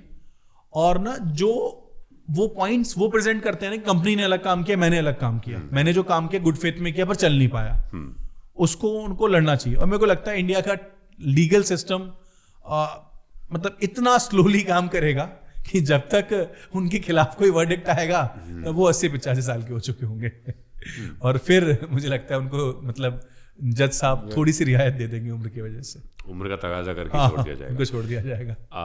बट क्या ऐसा होगा कि वो अगर वापस आए तो उन्हें अरेस्ट कर लिया जाएगा या ये तो देखिए, ये तो बाय डिफॉल्ट डे 1 पे होने वाला है. Let me be very clear with this. मैंने जो पहले टेंस में बात बोली वो कहीं ना कहीं मैंने अपने मन की बात बोली, but the moment he will land in India he will be arrested, no matter why and no matter how. But why? Because उनके अगेंस्ट बहुत सारी लिटिगेशन बट ये ऑलरेडी. तो कंपनी का अगेंस्ट है. नहीं, देखिए क्या रहता है इसमें कॉन्सेप्ट क्या होता है, जब ना कंपनी को लोन मिल रहा होता है ना, तो बैंक वाले बड़े बदमाश होते हैं. वो बोलते हैं मालिया जी कंपनी तो नहीं है, आप तो पुराने आदमी हैं जी, आपके तो मार्केट में तो गारंटी उनकी जाएगी, गारंटी आप दे देते हैं. तो एज अ गारंटर वो ऑलमोस्ट, जितना मुझे लगता है, मुझे स्पेसिफिक फैक्ट्स नहीं पता केस के, और जितना मुझे लगता है हर एक पर्टिकुलर पॉइंट में वो गारंटर होंगे. तो एज अ गारंटर मान लीजिए, एज अ प्रमोटर मान लीजिए, कहीं ना कहीं वो तो देखो इंडिया में आते ही जेल जाएंगे, ये तो मुझे क्लियर है. ठीक है, मतलब मुझे 100% क्लियर है. बट मैं स्टिल चाहता हूं कि वो इंडिया आए, बिकॉज इफ वो इंडिया आते हैं ना, तो वो इंडिया में ये प्रेजेंट कर पाएंगे कि यार मैं चोरी करके नहीं भागा हूं, जो उनका क्लेम है वो उसको और स्टैंड से रख पाएंगे. और यार अब उनके पास बहुत कुछ क्या बचा है एज के मामले में या किसी और चीज के मामले में. ठीक है, एंड मुझे लगता है with good lawyers in the country, मतलब लाइक इन सम टाइम और what, he will be behind the bars also. Okay, so मैं आपको ना अपने एरिया का एक लोकल नेटवर्क बताना चाहता हूँ. प्लीज. मेरे यहाँ पर ना कुछ लोकल लोग काम करते हैं जो अपने लेवल पर आपसे पैसा कलेक्ट करते हैं हर महीने. एक एक्स अमाउंट जो है डिसाइड कर लिया जाता है, उसको लॉटरी सिस्टम बोलते हैं. लॉटरी बोल सकते हैं आप एक तरीके से, उसको स्कीम बोल सकते हैं, बहुत बहुत नाम उसको दिए जाते हैं. तो होता क्या है कि लोकल लेवल पर एक तरीके से बैंक वहाँ पर बनाया जाता है कि एक मुखिया होता है उसका. ठीक है, और उसके बाद हर आदमी अपने अपने एंड पे फॉर एग्जांपल 5-5 हज़ार रुपए हर महीने. कमेटी की बात. हाँ, कमेटी. हाँ, कहीं पर कमेटी नाम दिया जाता है, कहीं पर लॉटरी दिया जाता है, अलग अलग नाम होता है. तो कमेटी सिस्टम काम करता है. मुझे नहीं पता if it is still active और नॉट, बट एक टाइम पे वो किया करता था. बीच में बहुत सारे केसेस मैंने ऐसे देखे, मेरे यहाँ से कुछ लोग भाग गए पैसा लेकर के. ठीक है, एक केस मुझे याद है, एक मेरे शहर से ही थे, वो 120 करोड़ रुपए लेके भागे थे. एक बहुत बड़े बड़े नंबर सुने हैं मैंने भी. हाँ, ठीक है, और ये बात हो रही है शायद 2015-16 की. हो सकता है, काफी पुरानी बात. बिल्कुल हो सकता है. जब इतने सारे लोगों का पैसा एक आदमी के पास आ रहा है, तो ऑब्वियस सी बात है वो कैश लेके तो नहीं भागा होगा. वो लंदन शिफ्ट हो गए थे बाद में. ठीक है, कैश लेके तो वो नहीं गए होंगे, कोई उन्होंने ट्रांजैक्शन तो करी होगी कहीं पे. ठीक है, क्या हमारे सिस्टम में इतना बड़ा लूप होल है कि एक आदमी 120 करोड़ रुपए ऑल ऑफ सडन एक सिस्टम में प्लेस कर देता है, कंट्री छोड़ देता है, बाहर चला जाता है, लोगों का पैसा चला जाता है, सैकड़ों लोगों का नेटवर्क खराब हो जाता है, जिंदगी भर की कमाई खत्म हो जाती है सैकड़ों लोगों और किसी भी इंसान के लिए अलार्मिंग कुछ नहीं होता है. मतलब किसी के दिमाग में घंटी नहीं बजती है सरकार का. मैं जानना चाहता हूँ how does this fundamental work. पहली बात तो 120 करोड़ रुपए बहुत बड़ा अमाउंट नहीं है, ये समझना पड़ेगा. अच्छा, 120 करोड़ रुपए बहुत बड़ा अमाउंट नहीं है कि उस हाँ, ऐसा चाहिए वाली बात. सरकार डिपार्टमेंट के पास लोग ऐसे ड्रीम है, मेरे पास 120 करोड़ रुपए हूँ, मैं आप भी शायद भाग जाए. हाँ, मैं इस लाइट को छत में लगाऊंगा. मैं CFL से काम नहीं करूंगा. ठीक है, इस माइक से मैं बात किया करूंगा अपनी बीवी से. जी देखिए, ऐसा किया कैसे होगा. लेट्स सपोज एक बार ट्राई करते हैं सोचने का कि उन्होंने ऐसा कैसे किया होगा. मान लेते हैं, टेक एग्जांपल, उनके पास जो कमेटी वाले लोग होते हैं, मैंने देखा है कि जनरली वो लोग कैश ही डिपॉजिट करते हैं. जनरली मैं देखता हूँ, बट ठीक है हम ब्लैक व्हाइट दोनों मान लेते हैं. उनके पास 80-85 करोड़ रुपए कैश आया होगा और बाकी मान लेते हैं व्हाइट आया होगा डिफरेंट अकाउंट्स में जो कमेटी वाले होते हैं. ठीक है, जबकि मैं आपको फिर बता रहा हूँ जनरली कमेटीज व्हाइट में नहीं चलती, ब्लैक में ही चलती है. नगद दिया जाता है. ठीक है, नगद ही दिया जाता है, कैश दिया जाता है, व्हाइट नहीं दिया जाता. बट दोनों बातें मान के चल लेते हैं. तो सर 120 करोड़ रुपए मैनेज करना कोई बहुत बड़ा टास्क नहीं है. उन्होंने क्या किया होगा, उन्होंने हवाला के किसी अच्छे एजेंट को पकड़ा होगा और उसको ये बताया होगा कि मैं प्लान कर रहा हूं यूके में इस पर्टिकुलर अकाउंट में इस पैसे को डलवाने का, या मैं यूके में इस पर्टिकुलर लोकेशन पे ये 120 करोड़ रुपए पॉन्ड्स की फॉर्म में चाहता हूं, डॉलर्स की फॉर्म में चाहता हूं. और आप ये वाली बात समझ पाए. मैंने हवाला एजेंट को पैसे दिए और उसको बोला ये पैसे यूके भिजवा दे, डॉलर्स में, गोल्ड में, दिरहम में, किसी न किसी फॉर्म में. Anyways, coming back to the main point, मुझे टैक्स प्लानिंग समझाइए अच्छे से. मेरी 25 लाख रुपए सालाना इनकम है. ठीक है, मैं एक सैलरीड पर्सन हूँ, मुझे कुछ नहीं पता टैक्स कैसे काम करता है, तिगड़म कैसे लगती है. How can I take the maximum advantage of Indian tax system. मैं कैसे ज्यादा से ज्यादा टैक्स बचा सकता हूँ as a common man. As a common man. तो समझिए अगर आप सैलरीड एम्प्लॉई हैं, हाँ। तो आपके पास इस पर्टिकुलर सिनेरियो में बहुत कुछ बचा नहीं है अब, क्योंकि 2 स्कीम्स हैं, ओल्ड स्कीम, न्यू स्कीम। आप 25 लाख की इनकम को जब देखेंगे तो आपको बेनिफिट न्यू स्कीम में ही होगा, टैक्स उसमें ऑलरेडी कम होगा। फॉर एग्जाम्पल मान लीजिए आपका 5 लाख रुपए टैक्स जा रहा है ओल्ड स्कीम में, तो न्यू स्कीम में वो टैक्स 3 लाख 3.5 लाख ही होगा, तो आपको ऑलरेडी 1.5 लाख का बेनिफिट दिख रहा है। उसके अंदर न्यू स्कीम में सिर्फ एक ना एम्प्लॉयर कॉन्ट्रीब्यूशन, मतलब आपका एम्प्लॉयर कॉन्ट्रीब्यूट करे एनपीएस की स्कीम में, उसमें भी लिमिट है 10% ऑफ द बेसिक की, एक स्पेसिफिक फॉर्मूला है। वो पैसा अगर वो कंट्रीब्यूट करता है तो उसकी डिडक्शन मिल जाएगी आपको, वही जो हमने चैप्टर 6 में समझी थी डिडक्शन, वो डिडक्शन मिल जाएगी और आप थोड़ा बहुत एडिशनल टैक्स बचा पाएंगे। जो 25 लाख की सैलरी है वो मान लेते हैं 24 लाख हो जाएगी। न्यू स्कीम में एक कॉमन मैन सैलरीड पर्सन के लिए कोई कैसा भी वे नहीं है इसके अंदर जो मैं आपको बता पाऊं या व्यूअर्स को बता पाऊं, क्योंकि ऑलरेडी न्यू स्कीम में टैक्स रेट कम है कंपैरेटिवली। बट वेयर इज अगर आप हाइपोथेटिकली सोचिए कि इसको कोई प्लान कर रहा होता, जैसे हम टॉकिंग अबाउट, मैं कुछ चीजें ओल्ड स्कीम की बताऊंगा, कुछ नई स्कीम की ऐसे क्लब करके आपको चीजें बताता हूं। तो बहुत से अच्छे प्रोफेशनल्स जो 30-35 लाख की सैलरी के आसपास आ जाते हैं, मैं अपने क्लाइंट्स को सजेस्ट करता हूं कि वो अपनी कंपनी में अपने आप को एज अ फ्रीलांसर रजिस्टर करें, नॉट एज ए एम्प्लॉय। तो once you are a freelancer, तो आप काम तो उसी कंपनी का कर रहे हैं, बहुत सी कंपनीज मान जाती हैं, बहुत सी कंपनी नहीं भी मानती, बट ना फिर आप प्रोफेशनल फीस चार्ज कर रहे होते हैं अपनी कंपनी से। और बहुत से ऐसे एक्सपेंडिचर्स हैं जिनकी छूट आपको वैसे ना मिलती, जैसे कि आपके घर से आपके ऑफिस जाने की छूट, वैसे आपको न्यू स्कीम में भी नहीं मिलती, लेकिन एज अ फ्रीलांसर आप अपने घर से अपने ऑफिस जा रहे हैं, व्हीकल का मेंटेनेंस, व्हीकल का फ्यूल और ऐसे बहुत से खर्चे आप क्लेम कर सकते हैं। आपने कोई असिस्टेंस रखा है अपने पास अपने काम को असिस्ट करने के लिए, आप उसकी रेम्युनरेशन को भी इनकम टैक्स में रिबेट ले सकते हैं। इसके अलावा ऐसे बहुत से और वेज हैं, कुछ सेक्शंस हैं जैसे जो कॉमन लोग यूज कर लेते हैं, सेक्शन 44AD, सेक्शन 44ADA जो प्रोफेशनल्स यूज कर लेते हैं, वो सेक्शंस एग्जैक्टली ऐसा बोलते हैं कि आपकी अगर 10 लाख रुपए का रेवेन्यू है तो आप हमें 5 लाख रुपए पे टैक्स दे दो, हम आपसे बाकी 5 लाख के बारे में नहीं पूछेंगे। तो बहुत से प्रोफेशनल उस सेक्शन का यूज कर रहे हैं, सेक्शन 44AD का। जैसे आपने बोला ना 25 लाख का मेरी इनकम है और आप अगर प्रोफेशनल रजिस्टर्ड हैं अपनी कंपनी में, तो प्रैक्टिकली आप 12.5 लाख पे टैक्स दे रहे होंगे, बाकी 12.5 लाख इवन इफ आपके खर्चे नहीं होंगे तो आप उस पर टैक्स तब भी नहीं दे रहे होंगे, ऐसा है। लेकिन हाँ, जब हम सब रूल्स को और स्टडी करते हैं, कोर्ट की जजमेंट्स देखते हैं, तो हमें समझ आता है कि सेक्शन 44ADA जो है ये, वो भी ये नहीं बोलता कि खर्चे नहीं है तो आप उनको क्लेम कर पाओ, लेकिन लोग क्लेम कर ही रहे हैं। तो बहुत से एम्प्लॉइज को मैंने सजेस्ट किया है अपनी कंसल्टेंसी में कि वो अपनी कंपनी में बात करें कि वो not as a employee but as a professional अपनी कंपनी के साथ जुड़ जाएं, एज अ कंसल्टेंट जुड़ जाएं, एज अ फ्रीलांसर जुड़ जाएं।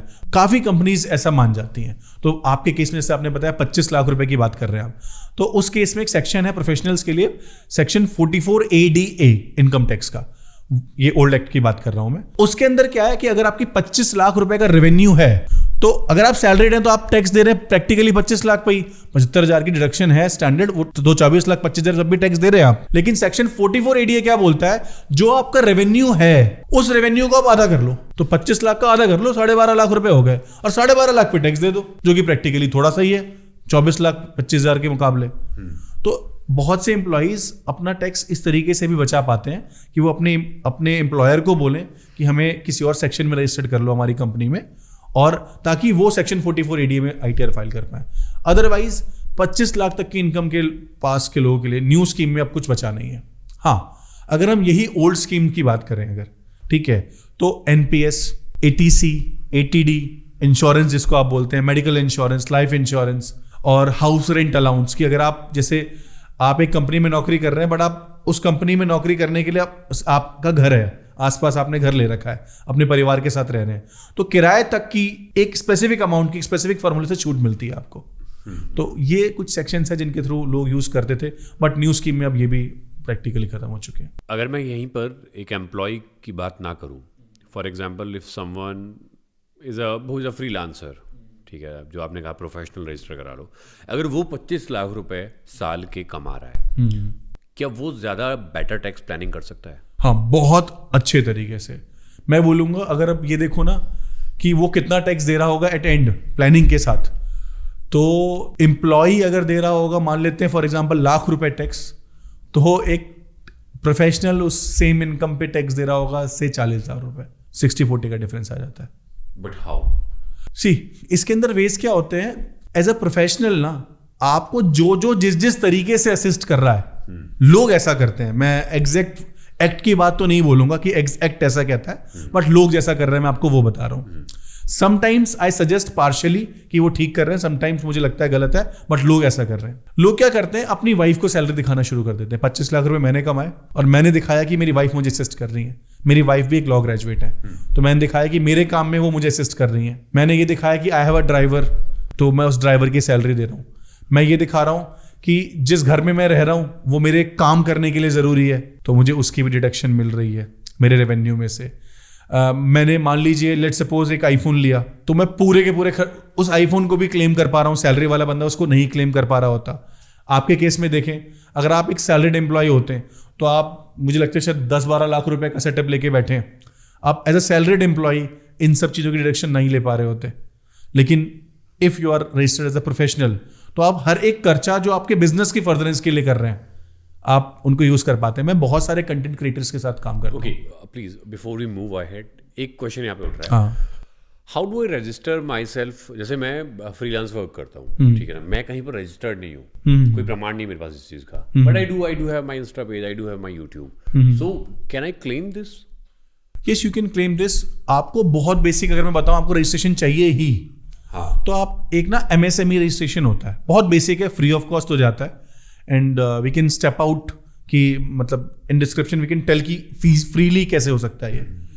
तो आप उस पे जाइए, उसमें अपने आप को एज ए आर्टिस्ट रजिस्टर्ड करिए। That is a proof with you कि आप एक फ्रीलांसर एक आर्टिस्ट है, या आपकी 20 लाख रुपए से ऊपर का रेवेन्यू हो चुका है, तो आपको GST कंपलसरी लेना पड़ेगा। उस केस में कंपलसरी GST लेना, तो वहां पे आप मेंशन कर दीजिए कि आप एक सर्विस प्रोवाइडर हैं, आप एक आर्टिस्ट है। तो पीपल आर डूइंग दिस। अब बहुत बेसिक, अगर फ्री ऑफ कॉस्ट बात करें तो एक MSME सर्टिफिकेट बनवा लीजिए, फ्री ऑफ कॉस्ट आप एक एज अ आर्टिस्ट रजिस्टर्ड हो जाएंगे कहीं ना कहीं, एटलीस्ट किसी ना किसी form. It is a proof now. हाँ, it is for income tax purpose, at least for financial purpose it is a proof. Okay okay. हाँ। इसी सिनेरियो में 25 लाख वाले में तीसरा केस लेते हैं। If an entrepreneur is earning 25 lakh rupees, क्या वो ज्यादा बेटर टैक्स प्लानिंग कर पाएगा as compare to an employ और as compare to a freelancer? See अब एंटरप्रेन्योर की बात करते हैं और एक फ्रीलांसर की बात करते हैं और एक एम्प्लॉय की बात करते हैं। तो पहले तो हमें समझ चुके हैं कि एम्प्लॉय तो सबसे ज्यादा टैक्स पे कर ही रहा होगा इस सिनेरियो में। एक एंटरप्रेन्योर और एक फ्रीलांसर प्रैक्टिकली दोनों कहीं ना कहीं सेम टैक्स दे रहे होंगे, बट हाँ, एडवांटेज जो होगा वो एंटरप्रेन्योर के पास होगा इस सिनेरियो में भी। कैसे? क्योंकि एक एंटरप्रेन्योर ने जो कंपनी फॉर्म करी होगी ना, उसने मान लीजिए एक प्राइवेट लिमिटेड कंपनी फॉर्म करी है, तो जब हम प्राइवेट लिमिटेड कंपनी फॉर्म करते हैं ना, तो हम इनकॉर्पोरेशन तक के खर्चों को क्लेम कर पाते हैं। हर एक वो खर्चा जो हम ये प्रूव कर सकते हैं कि हमारे बिजनेस की फर्दरेंस के लिए है, हम उस तक की डिडक्शन ले पाते हैं। हालांकि सेम डिडक्शन हम एज अ फ्रीलांसर भी ले पा रहे होते हैं। जैसे मैं आपको बता रहा था कि मेरे काफ़ी क्लाइंट्स हैं जो कंटेंट क्रिएटर्स हैं, जो फ्रीलांसिंग का, जो आर्टिस्ट हैं, जो सिंगर्स हैं, जो एक्टर्स हैं। सो मेरी एक बार एक पर्टिकुलर ऐसे क्रिएटर से बहस हुई। उसने मुझे ऑडिट के टाइम पे बिल सबमिट किया, अराउंड 35 कुछ हज़ार रुपए का बिल था। एंड वो किसी ये सोशल, आपने सुना है दिल्ली में है, तो वो 35,000 रुपये सोशल के पार्टी का बिल था। एंड आई वॉज लाइक, यार ऐसे थोड़ी ना होता है कि मतलब तुम कहीं भी पार्टी के लिए जाओ और तुम ये बोलो ये मेरा खर्चा है। And then he explained me, he showed me some photos videos of that particular event. वो 35,000 रुपये के बिल के, वो ना अपने को एक्टर्स के साथ था वहां पे एक पर्टिकुलर डेट पे। उसी सेम डे और उसके अगले दिन उसके शूट्स थे, बैक टू बैक शूट्स थे, मतलब उसके रिकॉर्ड्स थे मेरे पास। Then I got to know कि अगर वो अपने उन को वर्कर्स को, को आर्टिस्ट को पार्टी नहीं देता, सोशल ले जाके एंजॉय नहीं करवाता, तो उसका क्रिएशन का जो प्रोसेस है ना, वो बहुत बोरिंग सा हो जाता, वो उतना अच्छा रिजल्ट डिलीवर नहीं कर पाता। तो मेरे को समझ आया उसके एक्सप्लेन करने के बाद कि उसके बिजनेस के लिए वो सारे एक्सपेंडिचर, वो पार्टी करना इंपॉर्टेंट है। बिकॉज अगर वो पार्टी नहीं करेगा तो क्रिएटिव नहीं रह पाएगा। और अदर देन दिस ना, वो अगर अपनी पूरी टीम को पार्टीज पे लेके नहीं जाएगा, तो वो एक होता ना कि कनेक्शन फील होता है, वाइब मैच होती है, वो नहीं हो पा रही होती। Without having parties together, without spending time together, बिना दारू पिए मैंने देखा है क्रिएटर्स कई बार खुल के बात नहीं कर पाते एक दूसरे से। तो आई अंडरस्टैंड कि ऐसे खर्चे as a creator, as a entrepreneur आप यूज कर पा रहे होते हैं। दिवाली के आसपास आपने देखा होगा बहुत से एंटरप्रेन्योर्स अपने एम्प्लॉइज को गिफ्ट दे रहे होते हैं। आपने ये तो देखा कि गाड़ियां गिफ्ट दे दी है ना, ऑडीज गिफ्ट करी हैं गुजरात के किसी बिजनेसमैन ने। तो ये सारे एक्सपेंडिचर्स जो आप अपने एम्प्लॉयज के लिए अपने बिजनेस में फार लेफ्ट या फार राइट जाके सोच पाते हो ना कि मेरे बिजनेस के यूज की है, आप हर एक खर्चे को क्लेम कर सकते हो as a businessman, as a entrepreneur या एज अ क्रिएटर। तो एज अ क्रिएटर या बिजनेसमैन आप अच्छा टैक्स प्लानिंग कर पाएंगे then as a salaried class person. तो मैं तो प्रमोट करता हूं कि नौकरियां छोड़ो और अपना खुद का काम शुरू करो। So wonderful, so wonderful. One more thing I want to know here, what's the scenario, how does it work, gross total income versus taxable income? Like what's the differentiator? What are the mechanisms that goes on? कैसे ये चीज़ें काम करती हैं? बहुत basic सा concept रहेगा इसके अंदर। तो अभी देखिए, GTI ग्रॉस टोटल इनकम, आपकी सारी इनकम का जो टोटल है ना वो GTI है। देखिए, एक पर्सन सैलरी से पैसे कमा सकता है, बिजनेस करके पैसे कमा सकता है, अपने घर को रेंट पे देके पैसे कमा सकता है, व्यापार करके पैसे कमा सकता है, या इन चारों के अलावा किसी और तरीके से पैसे कमा सकता है। इनके ना सरकार ने नाम दे रखे, इनकम टैक्स ने डिफरेंट डिफरेंट नेम दे रखे हैं। एक सैलरी हेड है, एक बिजनेस एंड प्रोफेशन हेड है, एक हाउस प्रॉपर्टी हेड है, एक कैपिटल गेन हेड है, और जो कहीं नहीं कवर इन चारों में वो अदर सोर्सेज में कवर्ड है। तो ये 5 डिफरेंट हमारे हेड्स हैं of income. In 5 heads of income से जो हमारी इनकम आती है उसको आप अपनी भाषा में ग्रॉस टोटल इनकम बोल सकते हैं। आपकी ग्लोबल इनकम, आप इंडिया के बाहर से कमा रहे हैं, कहीं से भी कमा रहे हैं, मान लीजिए वो आपकी ग्रॉस टोटल इनकम है, सभी कंबाइंड खिचड़ी पूरी। उसमें से ना कुछ डिडक्शन जो हमने डिस्कस करी अभी, कुछ रिबेट्स हमने जो डिस्कस करी थी पहले, exemptions, deductions, chapter 6 ATC, insurance, medical insurance वगैरह, जब हम उन चीजों को माइनस कर देते हैं तो जो बचता है वो हमारी टैक्सेबल इनकम बचती है। ग्रॉस टोटल इनकम मान लीजिए 100 रुपए है और 5 रुपए का इंश्योरेंस ले रखा है फॉर एग्जाम्पल, तो जो टैक्सेबल इनकम बचेगी वो 95 रुपीज है।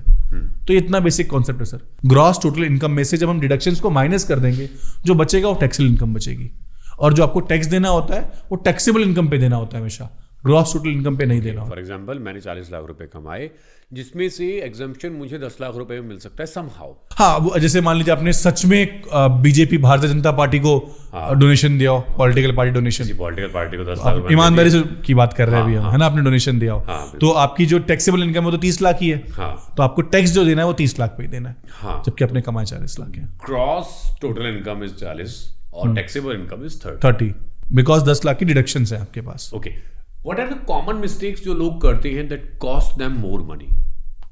Not having a good tax consultant with them. Okay, the prime most जो रीजन रहता है वो यही रहता है। आप समझिए टैक्स के स्लैब ऑलरेडी डिफाइंड है वो, तो वो स्लैब्स की जो कैलकुलेशन होनी है वो चाहे आप करें मैं करें वो प्रैक्टिकली सेम आने वाली है। ठीक है, टैक्स रिटर्न्स भरते हुए कुछ गलतियां आप एक्स्ट्रा कर सकते हैं, कुछ गलतियां मैं कम करूंगा, नोटिस आएंगे, उसके बाद आप मेरे पास आ जाएंगे, मैं उसको ठीक कर दूंगा। But if you do not have a good tax consultant with you, तो होता क्या है, जो प्लानिंग का पूरा पार्ट है ना, अब उस पार्ट को स्किप कर चुके होते हैं, जैसी जो भी प्लानिंग हो सकती है। इसीलिए the most common mistake a person can do, जिससे उसको एक्स्ट्रा टैक्स देना पड़ता है, वो सिर्फ ये है that he do not have a good tax consultant. Okay, so amazing. तो ये एक चीज़ है। दूसरी एक और इम्पॉर्टेंट चीज़ मुझे यहाँ पे जाननी है अबाउट GST। अभी तो खाली मैं बोलूँगा उसको काफ़ी रैशनलाइज कर दिया गया है, बट स्टिल एक फ्रीलांसर या एक गिग वर्कर, उनकी लाइफ में GST का क्या रोल है? ये कॉमन मैन को क्या फ़र्क पड़ता है GST से? पहली बात तो ये समझते हैं कि ना GST को पॉलिटिकली यूज किया गया था। ठीक है, GST का इम्प्लीमेंटेशन इनिशियल स्टेज में बहुत खराब तरीके से हुआ था, बट GST के पीछे की जो इंटेंशन थी वो बहुत अच्छी इंटेंशन थी। As a tax professional I am telling you, I am somebody जो खुद एक GST पेयर है, और उसके साथ साथ मेरे पास शायद अराउंड 100 क्लाइंट्स होंगे जिनका मैं GST मेरी टीम मैनेज करती है। GST प्रैक्टिकली इंडिया की इकॉनमी के लिए एक ब्लेसिंग है, उसने बहुत सारे जो डिफरेंट डिफरेंट एक्ट्स थे ना सर, उनको कंबाइंड करके रेट भी कम किया है। दो चीजें हैं, एक तो कंबाइंड करके इजी कर दिया है and at the same time tax का रेट भी कम हुआ है। अगर आप पास से कंपेयर करें ना, आप उत्तर प्रदेश का एग्जांपल ले लीजिए सर। उत्तर प्रदेश में अगर आप पहले, आज जीएसटी से पहले खाना खाने जाते तो आपको 15% का टैक्स देना होता था, जो लोकल लेवल पे टैक्स होता था। कुछ लोग इसको वैट की फॉर्म में आप समझ सकते हैं इसको। वेयरएस अभी मेजोरिटी ऑफ होटल्स जो हैं जहां पे आप खाना खाने जाते हैं, रेस्टोरेंट जो हैं, उनमें सिर्फ 5% का फ्लैट जीएसटी रेट है। तो रेट भी कम हुआ है और रैशनलाइजेशन भी हुई है चीजों में। अब समझते हैं जीएसटी क्या है सर। देखिए, आप और मैं किसी भी तरीके का गुड्स या सर्विस का आदान प्रदान करेंगे तो जो टोटल रेवेन्यू है हमारा, जिसपे हमारा आदान प्रदान हो रहा है, उसके ऊपर सरकार बोलती है कुछ पैसा हमें एक्स्ट्रा दे दो। और वो पैसा अल्टीमेटली जो पर्सन दे रहा होता है, अगर वो एक बिजनेसमैन है तो वो उसका क्लेम भी ले सकता है। ऐसा नहीं है कि उस पैसे का क्लेम उसको नहीं मिलता, तो उसको हम लोग इनपुट टैक्स क्रेडिट बोलते हैं। और अल्टीमेटली फिर इसे बियर कौन करता है? तो जो एंड यूजर है, जो कंज्यूमर है, वो ही जीएसटी को बियर कर रहा होता है। तो इस वे में जीएसटी को ड्राफ्ट किया गया है, फ्रेम किया गया है कि बिजनेसमैन के ऊपर उसका बर्डन कभी ना आए, बर्डन हमेशा एंड कंज्यूमर पे ही आए। पर जब आज की डेट में मैं देखता हूं ना, एंड कंज्यूमर ये सोचता है कि यार मेरे को तो 18% जीएसटी देनी पड़ रही है इस पे, तो ना वो 2017 से पहले का वो टाइम भूल चुका होता है जब उसको एक जगह 5%, उसके ऊपर एक जगह 12%, एक जगह 6% मिला के 25% देना पड़ रहा होता था। बट उस टाइम वो क्योंकि अलग अलग फॉर्म्स में दिखता था, लोगों को याद नहीं रहता था, लोगों को नॉलेज नहीं थी, तो लोगों को लगता था पुराना समय अच्छा था। बट ऐसा बिल्कुल नहीं था। कास्केडिंग इफेक्ट होते थे, मतलब एक टैक्स जो ऑलरेडी लग चुका है, उस टैक्स के ऊपर भी टैक्स लग जाया करता था। तो कंपाउंडिंग समझते हैं ना, कास्केडिंग उस जैसा ही कुछ होता है कि 100 रुपए की चीज है, उस पर 5 रुपए का टैक्स लगा, और मान लीजिए 10% टैक्स और लगाना है, तो रियलिटी में तो ये होना चाहिए ना कि 100 रुपए पे 10% टैक्स लगना चाहिए, जो अब जीएसटी में हो रहा है कि 100 रुपए की चीज पे 10% एडिशनल टैक्स लगना है, तो 100 रुपए पे ही लग रहा है। पर पहले क्या होता था, 100 रुपए की चीज है, पहले उस पर 5 रुपए की एक्साइज ड्यूटी लगती थी, तो 105 हो गया। तो वैट जब 10% लगता था ना, तो 105 रुपए पे लग जाया करता था। तो उस 5 रुपए पे 10% 50 पैसे एक्स्ट्रा टैक्स लगता था, ठीक है। तो उस केस में 10 रुपए 50 पैसे टैक्स बन जाया करता था, वेरस यहां पे टैक्स सिर्फ 10 रुपए बन रहा है। तो वो जो 50 पैसे का डिफरेंस है, वो टैक्स के ऊपर तो टैक्स लगा है, जिससे चीजें अल्टीमेटली महंगी हुआ करती थी। एक प्रदेश से दूसरे प्रदेश में व्यापार थोड़ा मुश्किल हुआ करता था। सी फॉर्म्स का टाइम था, मैं तो 2013 से प्रैक्टिस में हूं, एंड उस टाइम एक व्यापारी जो दिल्ली से माल खरीदता था ना, फरीदाबाद का, वो सोचता था कि यार ये व्यापारी, एक फॉर्म होता था, वो सबूत होता था कि मैंने उस स्टेट से माल खरीदा है, तो उस स्टेट से माल खरीदा तो रेट कम लगता था। यार वो फॉर्म मिल जाएगा टाइम से, वो फॉर्म मिलने के बाद आपको फिजिकली जाके डिपार्टमेंट में जमा करवाना होता था। वहां पे बाबू लोग बैठे होते थे, चपरासियों को बिस्किट्स खिलाई जा रही होती थी कि भाई ये मेरा फॉर्म है, जरा कुछ देख ले, करवा दे सही से। वेरस जीएसटी के आने से ये सारी चीजें जीरो हो चुकी हैं। यहां पे बैठा हुआ व्यापारी उत्तर प्रदेश तो छोड़िए, महाराष्ट्र तक से व्यापार कर सकता है। एक ई वे बिल बनता है, एक ई इनवॉइस बनता है, और उसमें सारी इंफॉर्मेशन होती है। तो ट्रांसपेरेंसी बढ़ी है। बट हाँ, मैं ये वाली बात बहुत प्राउडली बोलूंगा कि थॉट प्रोसेस जीएसटी के पीछे बहुत अच्छा था, लेकिन इंप्लीमेंटेशन उतनी ही खराब हुई है। और एक बात मैं आपको और बताऊं, जीएसटी लाने वाले ना इंडिया में, ऑब्वियसली इंप्लीमेंटेशन तो मोदी गवर्नमेंट ने किया है, लेकिन डॉक्टर मनमोहन सिंह जी थे जिन्होंने फर्स्ट टाइम जीएसटी की बात करी थी कि जीएसटी जैसा एक एक्ट इंडिया में होना चाहिए, और उन्होंने इसका फर्स्ट ड्राफ्ट बिल इंट्रोड्यूस किया था इंडिया में। तो ये कांग्रेस बीजेपी ऐसी करती है, जब कांग्रेस पावर में होती है तो बीजेपी उसकी टांग खींचती है अच्छी चीजों में भी, और जब बीजेपी पावर में होती है तब कांग्रेस उसकी टांग खींचती है। पॉलिटिकल पार्टी सिनेरियोज ऐसे होते हैं, बट इवेंचुअली लोगों का फायदा होना चाहिए। सो wonderful, so wonderful. One more thing Vivek, if I don't file my ITR, मैं पिछले 4 साल से फाइल नहीं कर रहा हूँ, मैं टैक्स स्लैब में फॉलो नहीं करता हूँ, ठीक है ना, और लोन मुझे लेना नहीं है, ठीक है, ये मेरा माइंडसेट है as a common man. What do you think how this thing is gonna affect me? तो इसको ऐसे समझते हैं, आपने आज ये माना कि आपको लोन नहीं लेना, हाँ, आपको इंडिया से बाहर नहीं जाना, आपको वीजा नहीं लगवाना, आपको कोई प्रूफ नहीं चाहिए कि भाई मैं कमाता हूँ, ठीक है। बहुत बार ना सर ऐसा होता है कि हरियाणा साइड में डोमिसाइल बनता है, अब खैर इंडिया में हर स्टेट में बनता है डोमिसाइल। आपने एक सरकारी नौकरी का फॉर्म भरा है और वो बोलते हैं आप आप सिलेक्ट तो हो गए, पर डोमिसाइल कहाँ है आपका? और उस टाइम जब आप डोमिसाइल बनवाने जाओगे ना, तो वो 2 दिन का काम 20 दिन में भी होगा, और जो सरकारी शुल्क 2,000 रुपये लगना है वो आपको बाबुओं को खिला के 20,000 भी देने पड़ते हैं, तो आप फंस जाते हैं सर। तो इनकम टैक्स की रिटर्न फाइल करना ना, अगर आप एग्जम्पशन लिमिट से ऊपर फॉल करते हैं, इतना ही जरूरी है कि कब उसकी जरूरत पड़ेगी आपको नहीं पता चलेगा। बैंकिंग से लेकर इंडिया के बाहर घूमने तक आईटीआर फाइल करना इतना बेसिक डॉक्यूमेंट बन चुका है कि वो एक प्रूफ है कि आप कमाते हैं। इवन इफ आपके बैंक में पैसे दिख रहे हैं, ये दिख रहा है जी, ये देखो जी मेरे खाते में पैसे आए हैं, लेकिन उसको प्रूफ करने के लिए एक सेकेंडरी डॉक्यूमेंट आपको लगाना पड़ता है, इनकम टैक्स की रिटर्न। जैसे सर वो गाड़ी आपकी है, आरसी पे नाम आपका है भले, सर चाबी तो आपके पास नहीं है ना सर, तो चाबी एक तरीके से मान लीजिए फाइनेंशियल फ्रीडम की तरफ फर्स्ट स्टेप जो है ना, वो आईटीआर फाइलिंग है। ओके। तो आईटीआर फाइलिंग बहुत इजी एंड बहुत कॉस्ट इफेक्टिव प्रोसेस होता है। There are good tax consultant जो बहुत बेसिक चार्ज करते हैं और वो आपके बिहाफ पे आपकी रिटर्न्स फाइल कर रहे होते हैं।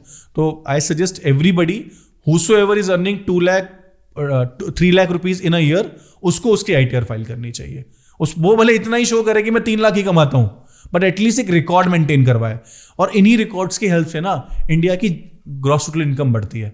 जो हम सुनते हैं ना जीडीपी बढ़ रही है या इंडिया में कितने रिटर्न फाइलर्स बढ़े हैं, वो इसका भी पार्ट बनता है, ये भी उसका एक पार्ट बनता है। Alright, we are done with the questions Vivek. कोई भी अगर ऐसी चीज़ है जो मैं ना पूछ पाया हूँ और आप कहना चाहते हो, प्लीज़ फील फ्री। तो नहीं, ठीक है, that's it for the day. I guess जो भी हमारे पास कमेंट्स में क्वेश्चंस आएंगे किसी भी तरीके के, we will be answering them all. So thank you so much Sagar for having me. It's nice talking. And I would love कि आप अपनी उस क्रेजी एंड अमेजिंग आवाज में ना लोगों को ये अपील करें कि वो अपनी आईटीआर जरूर फाइल करें, टैक्स सेवी बने और टैक्स प्लानिंग करें। तो प्लीज एक अपील आपकी तरफ से। Definitely, I request each one of you to please file your ITRs. It's really important, not just to pay the tax, but to maintain our record. To help our government, to help the whole system, making good laws, bringing new guidelines, क्योंकि इन सभी चीज़ों के आधार पर बहुत सारी चीज़ें decide की जाती है। आप ये समझिए कि आप एक बंद कमरे में पैसा तो कमा रहे हैं, लेकिन किसी को पता ही नहीं आप कितना पैसा कमा रहे हो। तो अगर मे बी आपके लिए कोई गाइडलाइन बनाई जाए या आपके लिए कोई ऐसी स्कीम लाई सरकार कि चलो उन लोगों की मदद करते हैं जो 2 लाख रुपए से कम कमा रहे हैं, तो कैसे मुमकिन हो पाएगा, कैसे प्रूव करोगे आप? So this is the way to help in the growth of our nation. So please do make sure that you file ITR every single year. Now on this note, we are done with the episode. अगर कोई भी ऐसी चीज़ है जो आपको अच्छी लगी हो, कोई खामी, कोई बुराई अगर आपको नज़र आई हो, या कोई फीडबैक आपके पास हमारे लिए हो, या कोई ऐसी चीज़ जो डेफिनेटली आपकी लाइफ में वैल्यू ऐड कर पाई हो, सो हमें कमेंट सेक्शन में आप बता सकते हैं। हमने आज के एपिसोड में बहुत सारी चीज़ों के ऊपर डिस्कशन किया है, एंड अगर आपने यहाँ तक एपिसोड पूरा देखा है तो आई एम श्योर आप वाकिफ़ होंगे। जीएसटी हमने डिकोड किया है, ब्लैक मनी के बारे में हम लोगों ने बात करी है, इनकम टैक्स के बारे में हम लोगों ने बात करी है, और क्रिएटर्स की जो इकॉनमी है उसकी हमने कुछ बात करी है, कैसे आप बेटर टैक्स प्लानिंग कर सकते हो वो हमने डिस्कस किया है। All these things we have discussed. अगर आप चाहते हैं फर्दर एक और एपिसोड बनाया जाए विवेक के साथ किसी पर्टिकुलर टॉपिक के ऊपर जो आपका एक मेजर कॉन्फ्लिक्ट या कन्फ्यूजन हो सकता है, तो हमें आप बता सकते हैं। Will definitely try to make another episode. Now on this note, if you are convinced that we have been able to deliver some values to your life, do make sure that you like this episode, you leave a comment, maybe with a heart or anything that you like, with money का symbol, पैसे के साथ आप कर सकते हैं। and do make sure to share this episode because we are trying so hard to bring subject matter experts, ताकि random inventories fill ना की जाए, मुद्दे की बात हो। अगर हंसी मजाक भी हो रहा है तो कुछ ऐसा हो कि आपकी लाइफ में कुछ वैल्यू ऐड कर पाए। On this note, this is your dost, this is your host, RJ Sagar, signing off. Thank you.